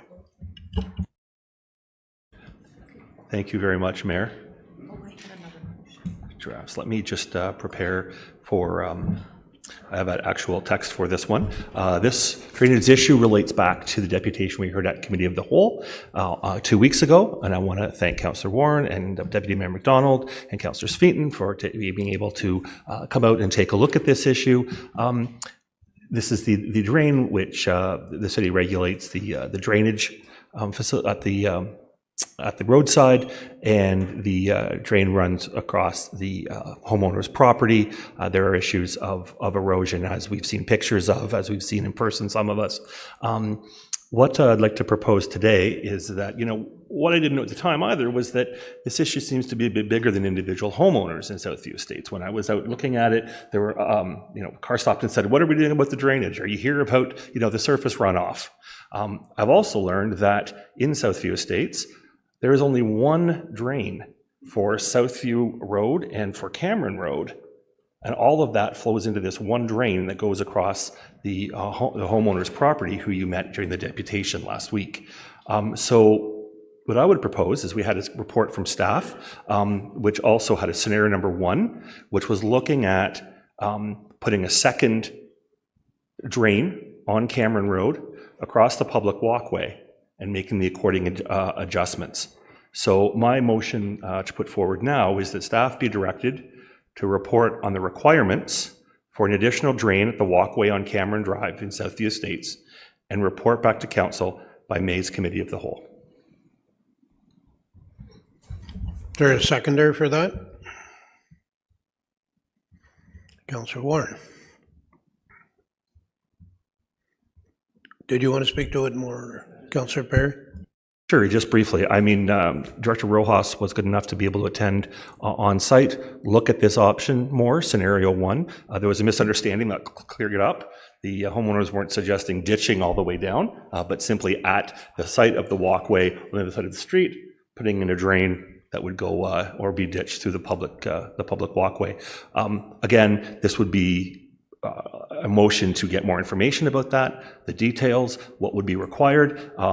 Director Rojas mentioned, I think on site and then again last week at Committee of the Whole, rather, that this wouldn't be a hugely burdensome option, but I know my fellow councillors would like more information before making some kind of direction. So seeing the smiles around the table, that certainly I think is the correct call on my part, and yeah, I'll put that forward. Thank you to my seconder.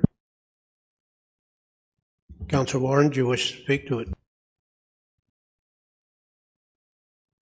Out there through you, and there are problems, and part of the problems, it's an old development, and it's a hard fix, but I look forward to getting more information. Thank you.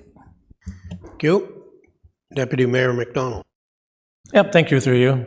Thanks for clarifying that, but I'm going to bring it up. Yes, that was an option. I did hear that. Yes, I'm interested for more information. I'm also interested what it's going to cost to do that, and I'm also interested if it's going to cause any problems down the road with the other things. So I'm sure that engineering are smart enough to look at all that stuff. So, but I think it's important that we get the whole story of what, if we do that, is it going to cause problems somewhere else? How much does it cost? Where's the money going to come from? Anyway, thanks for that, to clear that. So I'm in favor for them to do that. You're welcome. Thank you.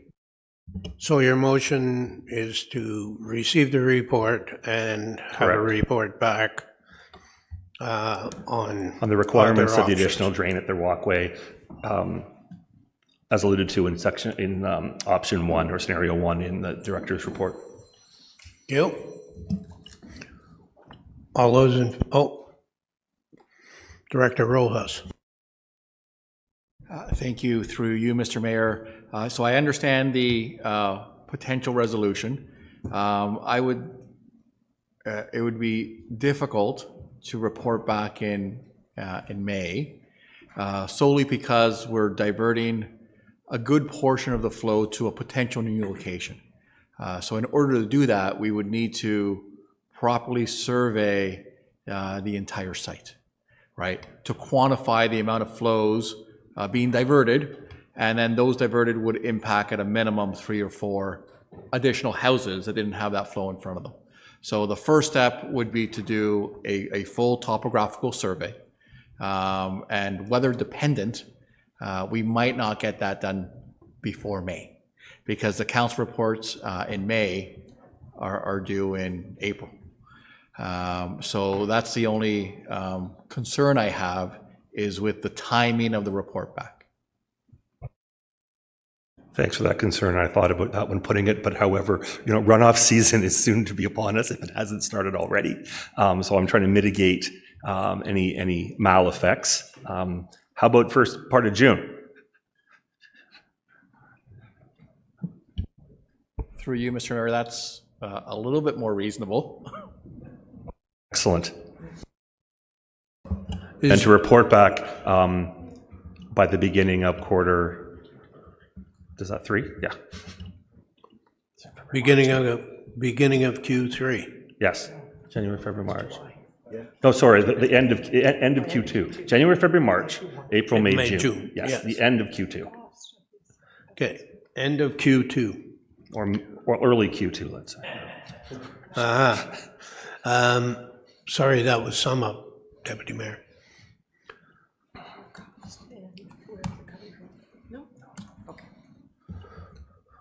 Okay, all those in favor?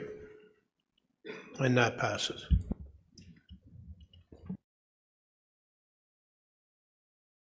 Yes?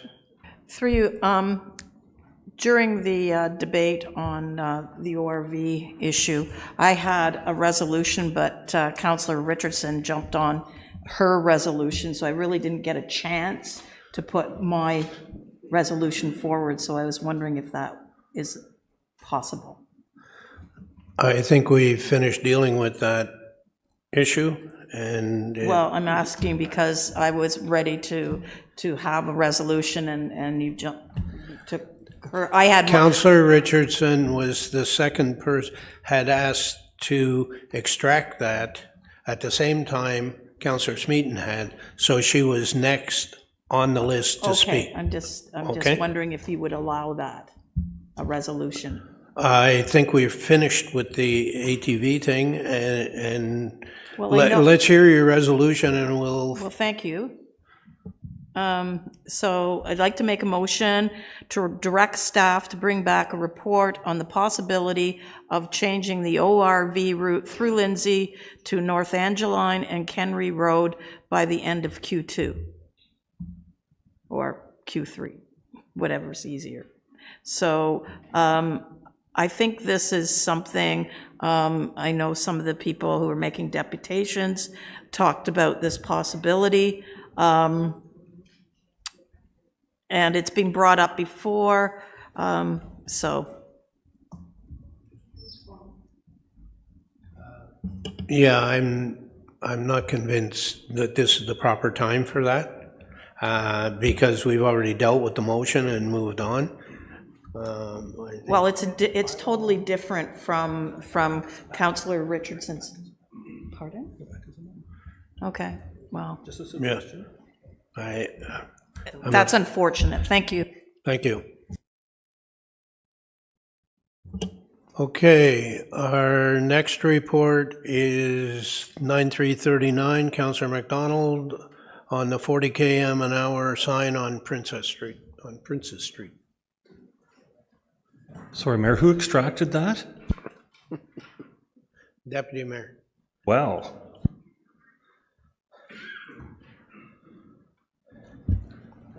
Well. Okay, I will speak on it.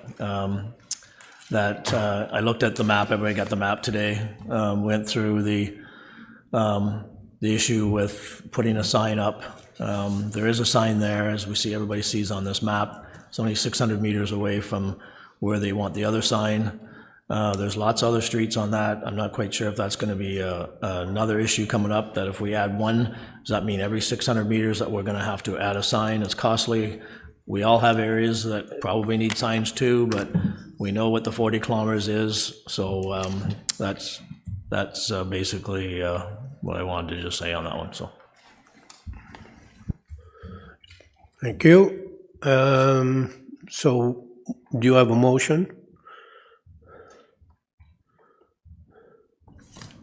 yeah, I have a motion just not to put the sign up at this time.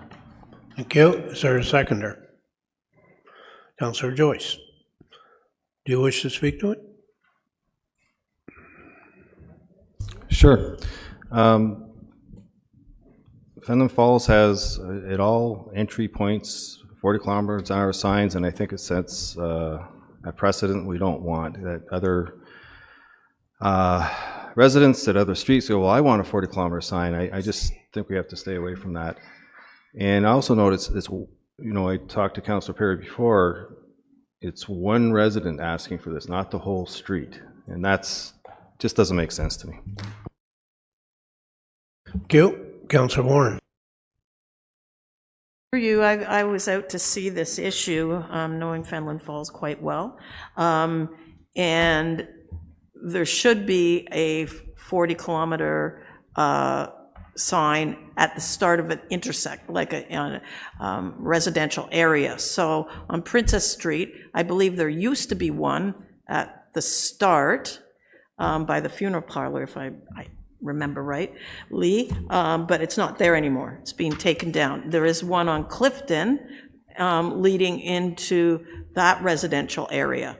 And I really don't see what the big issue, like a tempest in a teapot over a sign, but it's at the start of a residential area. So I will not support the resolution on the floor. Thank you. Councillor Smeaton. Thanks, Mr. Mayor. I'm happy to weigh in on this, but I'm confused just as a learner. This is the first time I've seen this. This was a memorandum, right? So it did not need to be extracted. Is that not correct, that this would have come up for discussion, or am I wrong? I erred when I said we didn't need to extract it. I thought That's great. I was using the rules from Committee of the Whole. Perfect. Thank you. Councillor Richardson.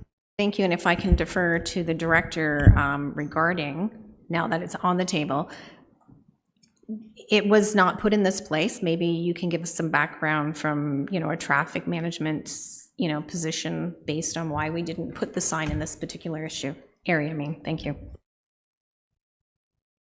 Thank you, through you, Mr. Mayor. So I had sent an email earlier, I guess last week. I think it's in your folder, titled 9.3.39, which is a map showing all the signs in Fenelon Falls. Again, this was part of the 40 is a new 50, 40 is a new 50 campaign. So from a traffic engineering point of view, we put up signs at all entry points and exit points of a community. And that community could be a small neighborhood, or it could be an entire village, right? So that definition of community changes depending on where the 40-kilometer area is. In Fenland, it's the village proper, we're going to call it. That's essentially all 40. That's why you have 40 begins and 40 ends at every entry and exit point to the village of Fenland. In some areas where you have sort of branch villages within a larger settlement area, Councillor Warren's right. We would have it at every neighborhood that's applicable. That's not the case in Fenland. In Fenland, all of the village is 40, and thus we have 40 at every entry and exit points. What that means is we have historic redundant signs that are not applicable anymore. And that's the example on Princess Street West. There used to be a sign there, but by virtue of capturing the whole community, it was deemed redundant. Okay, so based on what you're presenting, it's a redundant sign at that time. I know I've had some issues rolling out in my areas and communities, and I did circulate. I did go out and, because we did have the signs through our communications department and provided those signs in my communities, and they have used them and they're still there. So it's just a suggestion. Thank you. Councillor Perry. Thank you very much, Mayor. And I'd like to thank Director Rojas for supplying the map and the chart, indeed citing the number of 40-kilometer signs, which in my humble opinion is woefully inadequate. If you look at street safety, speed limits within communities, again, I'm not an expert on sign policy. However, to me, and I'd like everyone to take a look if they could, because this is the graphic that we have, there's a woefully insufficient number of signs in the heart of the community in Fenland Falls. There is one on the way out to Bobcaygeon and Kinmount, which I tried to drive out to find, but I got older as I got out there, so I had to turn back before I could see it. So I'm just saying that the is doesn't necessarily have ought to be. And I'll wrap up with this. And Councillor Joyce, I hear you again. You had said not everyone can have a road sign that wants one. I couldn't agree more. That's not why this is here. This is here. I would have said the same thing and turned this request back. I wouldn't have brought it to council as a memo if it was just someone who wanted a road sign because they wanted a road sign. This is a newly paved, as I showed in the picture last council committee of the whole, a newly paved straight stretch. Speed is a problem according to the resident. There are children and a resident I know with special needs living on that strip. And this is being pled not as a precedent because we're saying it's an exception to the rule in this case. I'm pleading this on an exceptional basis, not a policy change, and I put that for your consideration. Thank you. Thank you. Councillor Smeaton. Thanks, Mr. Mayor. As I said the first time, it's funny how we can be different. To me, it's educating the public. To me, this is a great map for the exact opposite reason. We haven't spent a whole lot of money on signs. When you take driver's ed, you find out how to, what roads you drive on. If they're not marked, there's rules, and you learn it when you're 16, and that's how you learn how to drive, and you drive around, you don't see signs everywhere. You know if I'm on an 80, and I haven't seen a sign, all that kind of stuff happens, and this is a good example. The 40 program was designed that you have a beginning and ending zones, and when people call me, I say it's 40 unless it's marked 50. So to me, as long as the beginning and ending signs are there, we don't need that sign. I agree with the motion on the floor. Thank you. Councillor Perry again. Just to wrap up, again, this isn't a change in the overall policy or the overall sign coverage. This is a request for a specific sign in a specific location for specific reasons. Thank you. Councillor McDonald, do you want to wrap up? Yeah, actually, you know what? I'm going to make a motion myself to remove that motion because I'm going to just show everybody right now how we can talk to each other and change our minds about what you said. And I'm not going to make that motion to not put that sign up. I'm going to remove it. Okay. If anybody else wants to make it, they can go ahead. Just a motion to receive? Just make a motion to receive, yes. Okay. All in favor of a motion to receive? That's done. Anybody else want to do anything with this? Going once? Yeah. Counselor Joyce. So can I make a motion to rescind that? Well, you can't make a motion to rescind the motion to receive, but what you can do is make a motion to not have the 40 in that spot. Basically, the mover withdrew his motion. Yeah. I seconded it, but I didn't remove my second. No. No. So do you? Not on the floor to replace it yet. The only thing that's been decided is to receive. Yeah, the only thing that's on the floor is to receive the memo. So somebody's got to do something. No. So what do you want to do? I'm still not convinced the sign is necessary, so I'd like to, spending taxpayers' money on a sign that's not required is bothering me, so I'd like to. Yeah, we may be spending more money than the sign's worth right now. Yeah, okay, I'll let it go. So does somebody want to make a motion to deal with this? Councillor Perry. I move it be received. It's already been received. You got to make a motion that the sign be replaced. I make a, why, if it's been received? It doesn't Because just you only receive. received the memo. You haven't done anything with it. I see, this is how special treatment for memos, right? This is how memos go? No. No? We'll talk it out later. I move that the sign be replaced. Is there a seconder? Councillor Ashmore, do you want to speak to it? I know you already have. Well, signs are, I found that, in this case here, the Councillor Perry did his research, he did his homework, he consulted with the people on that road. I've been around that corner, not lately in the last year, but I know I've seen it, and it is a straight stretch, and it's all about public safety. I mean, what is wrong with not having a sign erected back up where it was and to be replaced? I get a lot of requests for that, not just speed reductions, but to repair signs, because it's really important that they're back up and in a timely manner. So I think we spend a bit too much time on that. I know it costs a bit of money to put them on, but if it's worth a life, it's priceless to get it back up and have public safety. Okay. I'll be brief. I don't support it, but Councillor Perry, sum up. I think it speaks for itself at this point. All those in favor? 1, 2, 3, 4, 5. Passes. That concludes Committee of the Whole. We're now into planning. Can I have a motion that the minutes of the March 6, 2024 Planning Advisory Committee meeting be received and the recommendations included in section 10.3 of the agenda be adopted? Councillor Richardson, seconded by Deputy Mayor McDonald. All those in favor? And that passes. We'll now do reports. And we have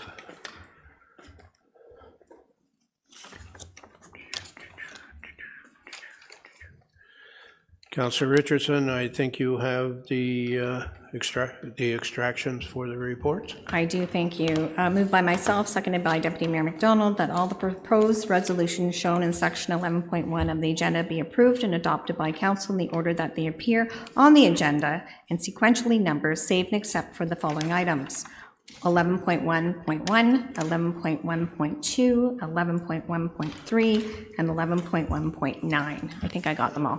11.1.9, Councillor Ashmore got his questions answered, so we don't need to read it. Okay, thank you.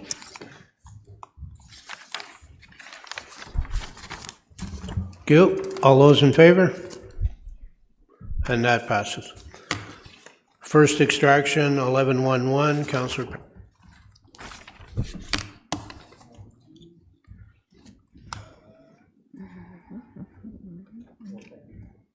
Thank you, Mayor.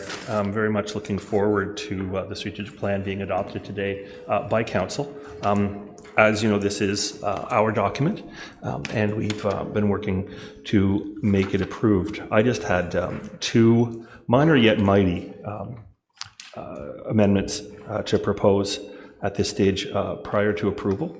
If you go to the last page, they're both on the last page, the reporting and measurement and reporting.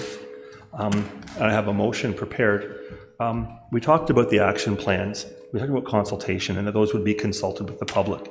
So the first part of my motion would simply be to add in consultation with the public in the action plan section. So it would read, action plans will be developed across the strategic priority areas in consultation with the public, and the rest stays the same and includes specific measures and targets.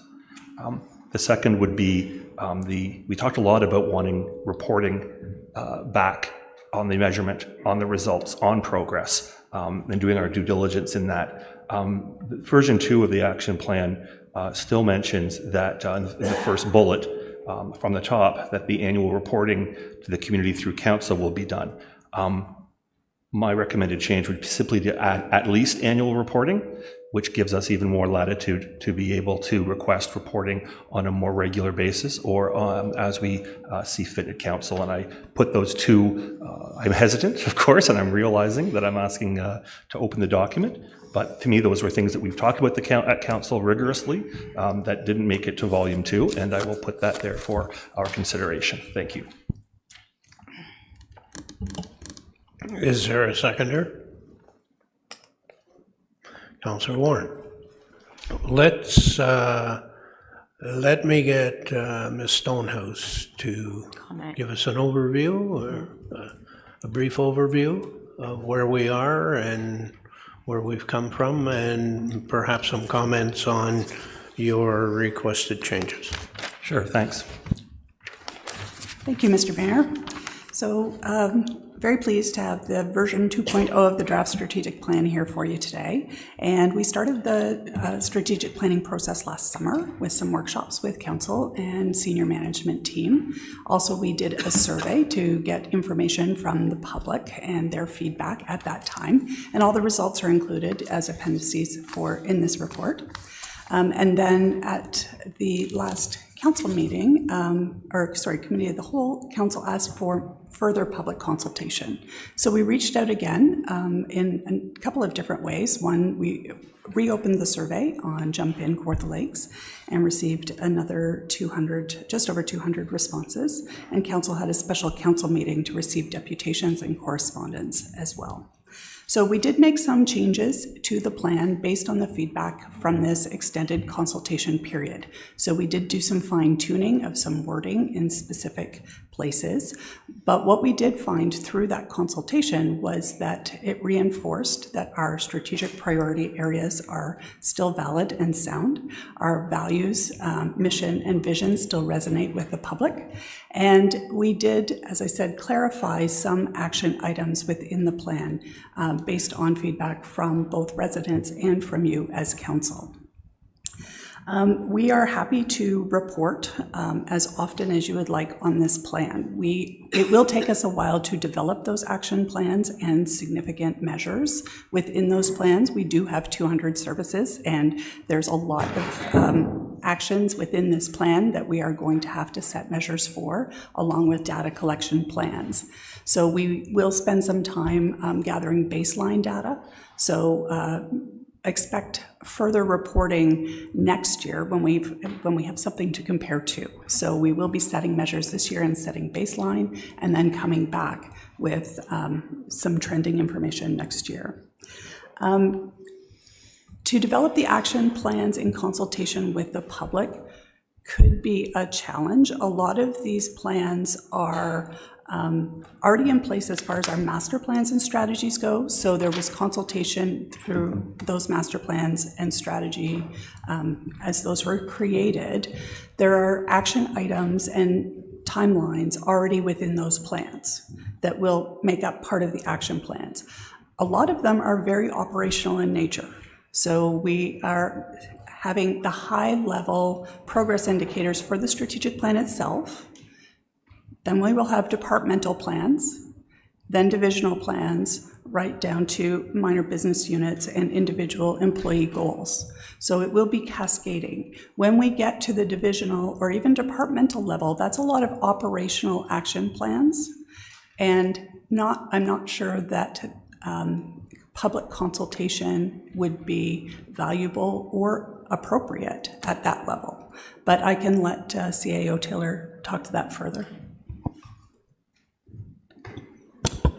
Through you, Mr. Mayor, I certainly would agree sort of overall. I guess the devil's always in the detail, and a lot of these actions actually do have measures and time periods already built into them.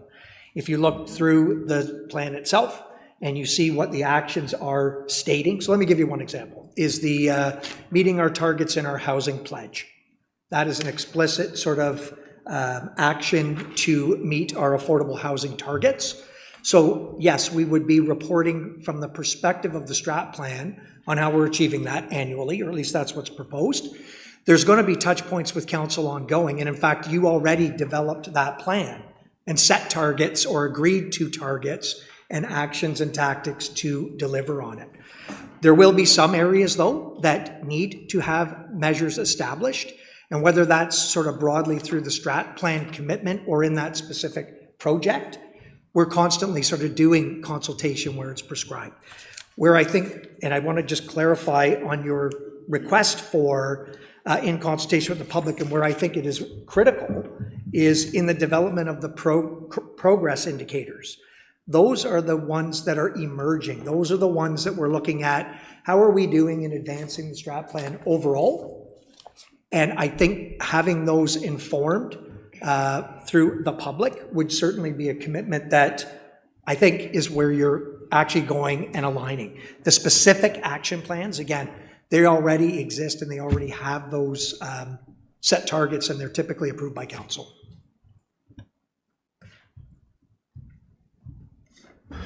So, Councillor, does that modify your position any? No, my position remains the same as articulated, but I appreciate the input and all of the confirmation that the strategic priorities are still based on the public input received, including the extended period. I just remember specifically, because this was a concern of mine in the consultation process, that action plans, it was told to me that action plans would involve public consultation. So I'd like that to be included as wording in the strategic plan. Thank you. Thank you. Anybody else wish to weigh in? No? So, Councillor Ashmore.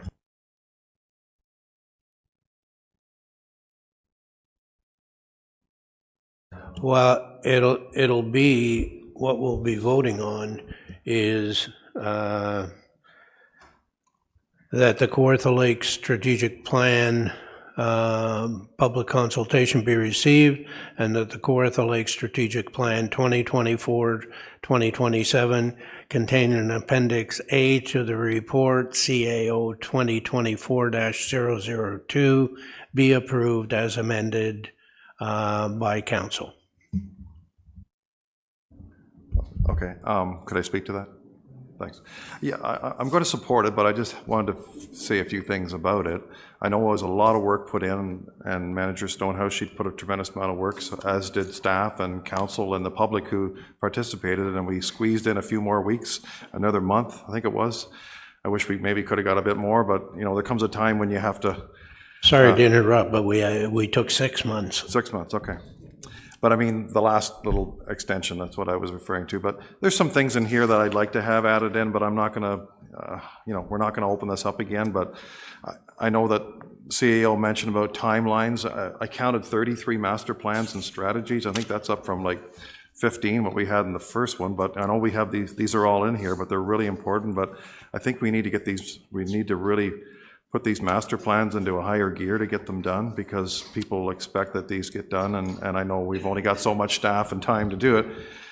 But to me, there's things like transportation, healthcare. I mean, we're doubling the size of the town of Lindsay here. We need an expansion of the hospital.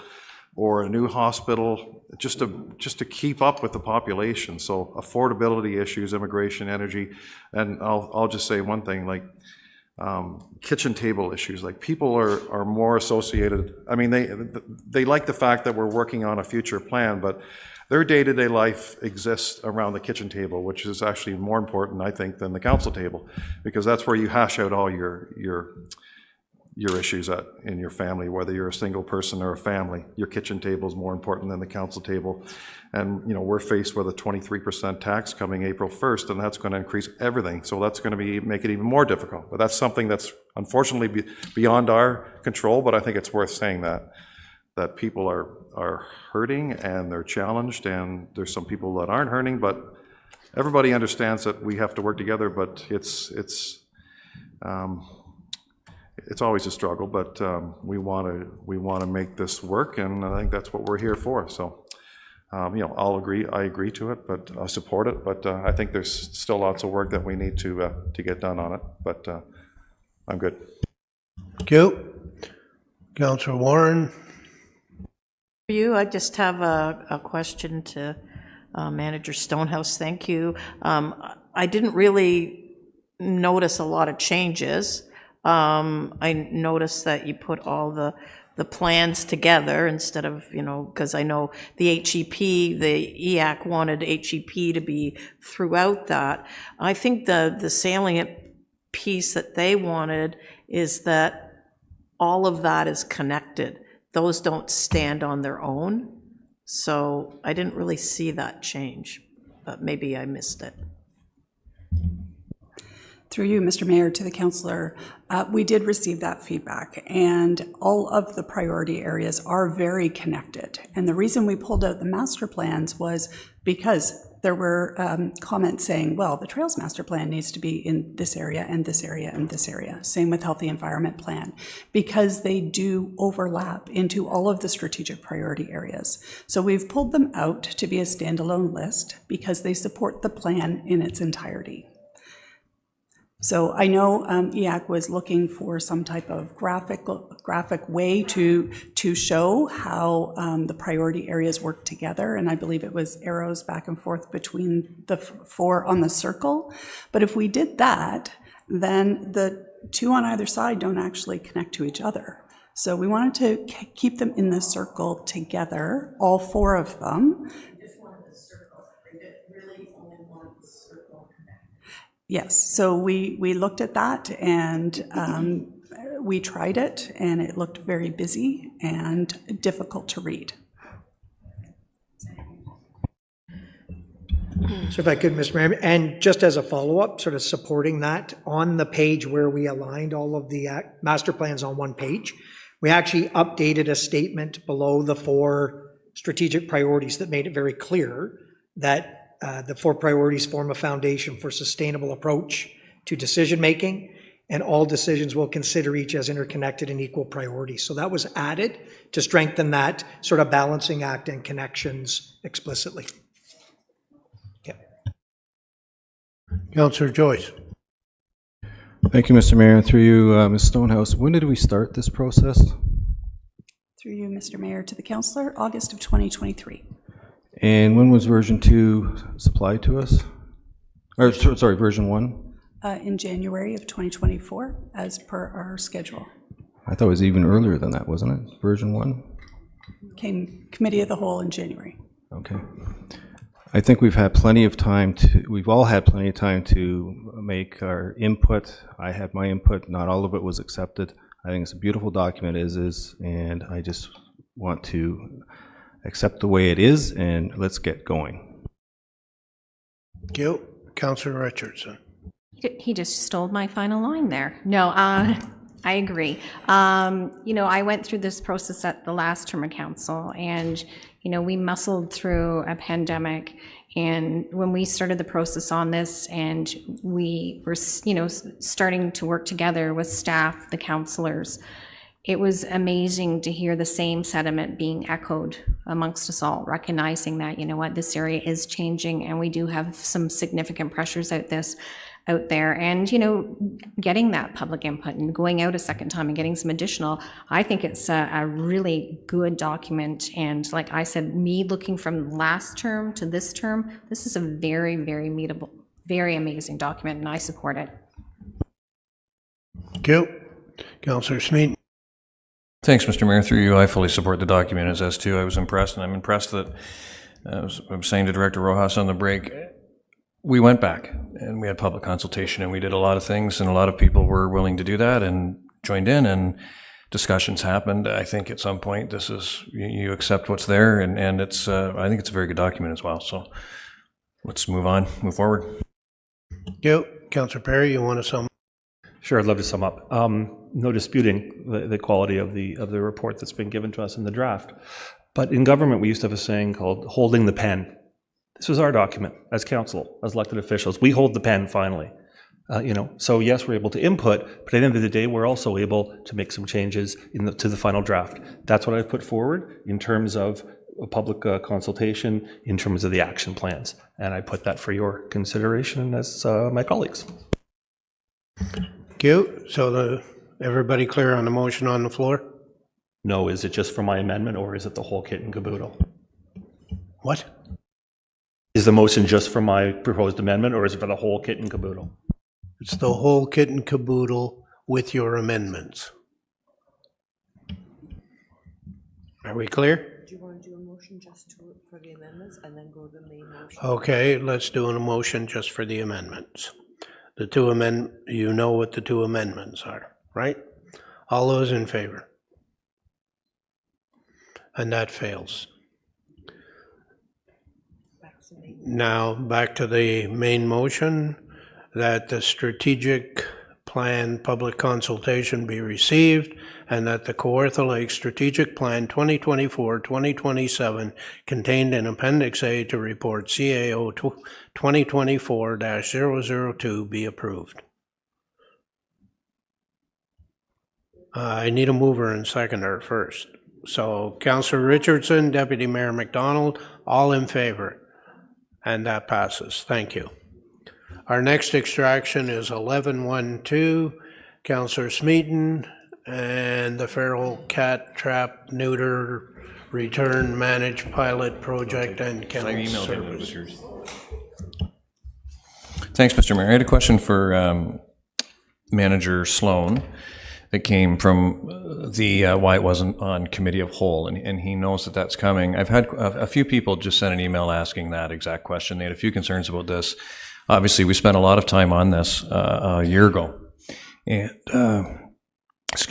quite a bit of time and long conversation, and we arrived at this, and it was to be to the end of 2024. And obviously circumstances have come up between negotiations with the Humane Society and beyond anything that anyone could have projected, so that's clearly understood as well. There are concerns that these constituents have, and they just wondered why this wasn't on committee of the whole initially. And I've spoken to Manager Sloan, so he knows that they would have liked the time period that normally allows people, because they had concerns had they known it was coming. That was the general sentiment, and they've sent the concerns. I know Councillor Warren mentioned that she'd also spoken to the people. So if that's okay, just... Sure. Through Mr. Mayor to the councillor, it's a great question, and a lot of it has to do with timing. We were trying to get the best data, as you can read in the report. We've had an interruption in the service. We're losing a facility that manages a large part of that service and our pound animals. And we've been working for the last 3 months to try to locate additional service, but at some point we need to come to council to advise council that we're entering into the next step in the process to procure emergency services and then move forward with future RFP for full services. So what this is it's just a break in the service. So we're not proposing that the pilot project ends in its entirety, but right now we don't have the capacity to manage portions of the pilot project. So once we relocate those again in the future, we should be able to reinstate or return to the pilot project. So the trap and neuter project, it was a big thing on the campaign that surprised me, funny enough. I'd never known about it, and it came up a lot. So that program, just so constituents feel comfortable, if a facility situation is negotiated and worked out, that's something that can be back on the table. It's just temporary because of this situation. Through the mayor to the councillor, the easiest answer to that is yes. We're still doing a lot of fact finding around the program in its entirety. But my thinking at this point is we propose it as part of the future RFP and see what we can return to. Councillor Warren. You. Thank you, Aaron. I have a couple questions that came from the Bird Friendly group. They said, oh my goodness, right? Because they're in the process of getting that bird-friendly designation for the whole city. So they were kind of upset when they saw this. So a question, why are we doing 3 separate RFPs? Why don't we do it all at once? That's coming from them. And myself, I guess. So that's the first question. So that's a great question. And so through the mayor to the councillor, I did meet with that group earlier today just to kind of get a bird's eye view into what they're asking and what their concerns are. And right now, the current program, it's all combined into one. So there's some difficulty pulling out each individual part. So the future RFP, we're going to look at more specific dogs, cats, and trap, neuter, and relocate management program. And then once we determine those levels of service, that's the future RFP will be separated out, in my vision anyways, into 3 individual items. And that way, if we have a problem like we're experiencing currently, it's more easier for us to separate it and deal with it and solve it. Through you, thank you for that. And so you've met with that group, so I assume that all their questions have been answered to their satisfaction. Through the mayor to the councillor, yes, I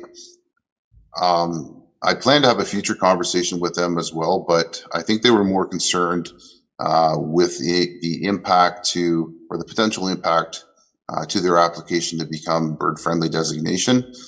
We're not proposing changes to the bylaw at this point. So there are still some enforcement options that won't change. So we're optimistic that that application process won't be impacted. Okay, thank you. I think, and so you'd be open for input from that group going forward with a bylaw, a new bylaw, or not a bylaw, but a plan, let's say. You'd be open to input from them? Through the mayor to the councillor, our current, the program currently encompasses that thought process around bird-friendly designation. I'm happy to receive additional consultation or education around their viewpoints, but the current wording in the bylaw and the current processes already captures that. Councillor Ashmore. Thank you, Mr. Mayor. Through you to Manager Sloan. Do we still have any affiliation or connection with the Toronto Animal Services? Because I know they still had a program. They would come out here to Kawartha Lakes and assist with 100% cost of spaying and neutering cats. And I'm just wondering if are we working with them at all?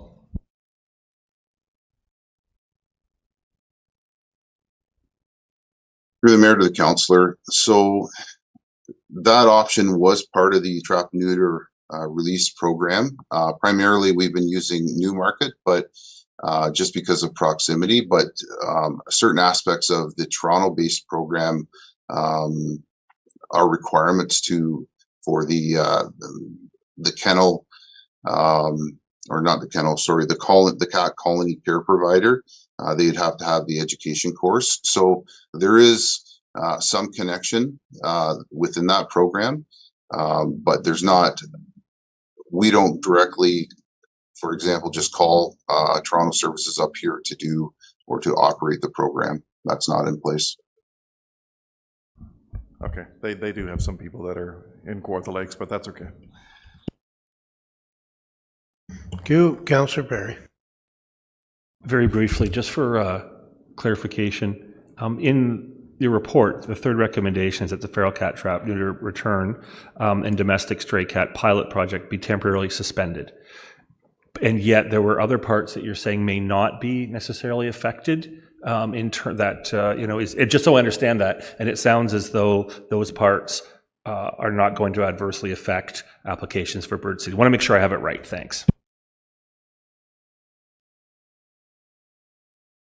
Through the mayor to the councillor. So yeah, the overall program is being suspended. We no longer have the facility to maintain parts of that program. What still will remain in place is the bylaw around domestic cats and how we manage them. So we still have some capacity to provide enforcement services if we receive complaints. You okay with that, Councillor Perry? Thank you. So I need a motion, folks.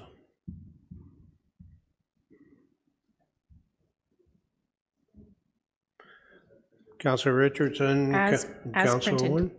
Owen. Let's take Councillor Yeo. He's not on anything today. So moved by Councillor Yeo, seconded by Councillor Richardson.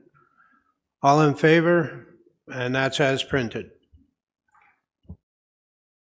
And our last extraction of the day is 1113, which is a request to purchase road allowance adjacent to part of lot 32, concession 9. Through you, Mr. Mayor. So I'd like to make a motion that this issue, that staff meet with Mr. Webster to go over the report, because I don't believe he has done that. So so that's my motion, to have staff meet with Mr. Webster. So we'll receive the report Yeah. and request that staff meet with Mr. Solicitor Webster. Solicitor? No? Barrister? Oh, okay. Okay. Well, we could call him Barrister Webster to further negotiate. Okay? And you're seconding that? I am. Anybody else? No? All in favor? And that passes. That ends our consent agenda. We'll move on. We're almost there, guys. We're going to take a break in a minute when we get to closed session. Councillor Warren, I think you have bylaws. Except for 14.1.21. 14.1.21? It's in the motion, apparently. Oh, that one's taken out, is it? Yeah. Yeah. Councillor Warren, you got the bylaws?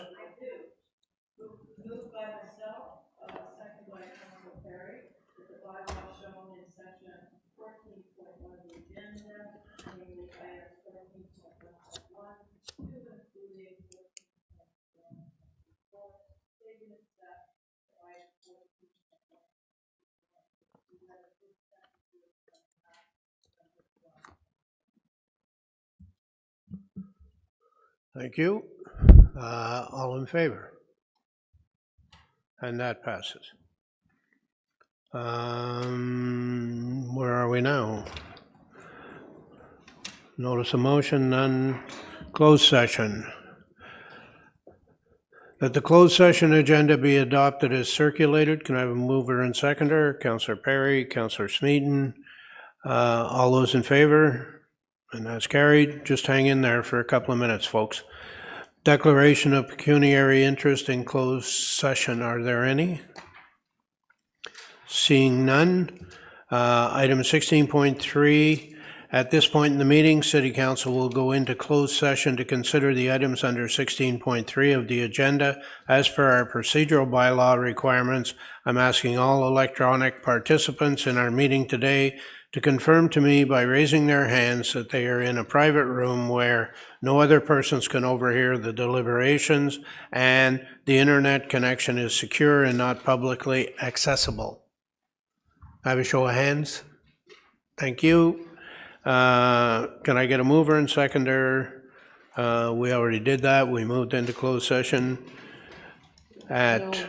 No, you have to get another. Okay, that the council convene into closed session at 5:15 PM pursuant to Section 239(2) of the Municipal Act in order to consider matters identified in Section 16.3 of the regular council meeting agenda of Tuesday, March 19th, 2024, namely items 16.3.1 to and including 16.3.9.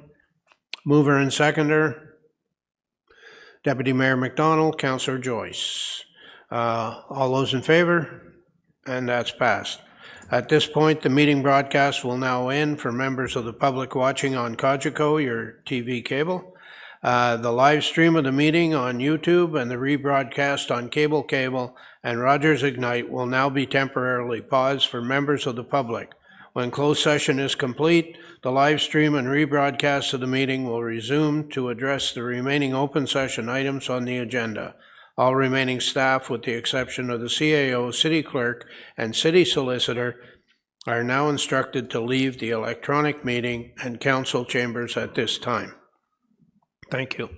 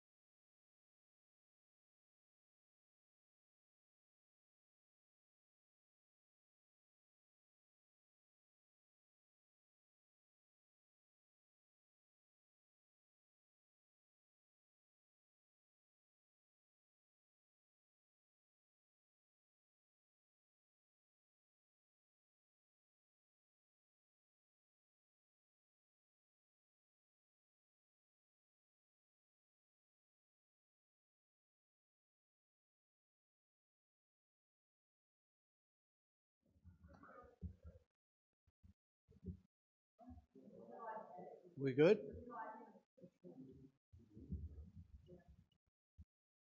Okay. Madam Clerk, matters from closed session.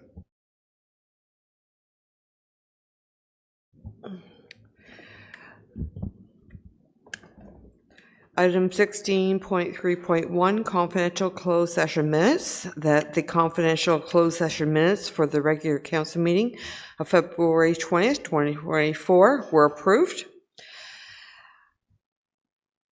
Item 16.3.2, report RS 2024-013, that staff provide an update regarding negotiations for proposed license agreement and permission to construct. Council provided direction. Item 16.3.3, report RS 2024-014, Council provided direction regarding the acquisition of land along Cameron Road, Cameron. Item 16.3.4, staff provided an update on Ontario Land Tribunal OLT-23-000195, Skyline Real Estate Holding. Motion required. Item 16.3.5, Report Plan 2024-020. Motion that the following members of the public be appointed to the Environmental Advisory Committee for a term ending December 31st, 2026. Santosh Patel, Doug Patterson, Christine Zabadoso. A motion is required. Motion's required. Motion is required. All those in favor? Oh, no. Oh, hang on, I need a mover and seconder. Right. Councillor McDonald, Councillor Joyce, all in favor? And that's passed. Item 16.3.6, a motion is required that the appointment term for the following active transportation master plan task force members be extended from December 31st, 2023 to June 30th, 2024. Daryl Broadworth, John Bush, Arthur Hornibrook, Barbara McPherson, Glenda Morris, Peter Petrozaniak, Greg Scott, John Spears, Bill Steffler,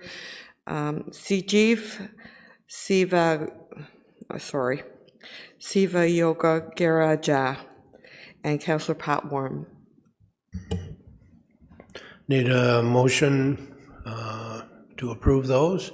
Councillor Warren, I don't know if you should do it, Councillor Warren, you're on that, yeah. Councillor Joyce, Councillor Richardson. All in favor? And that's passed.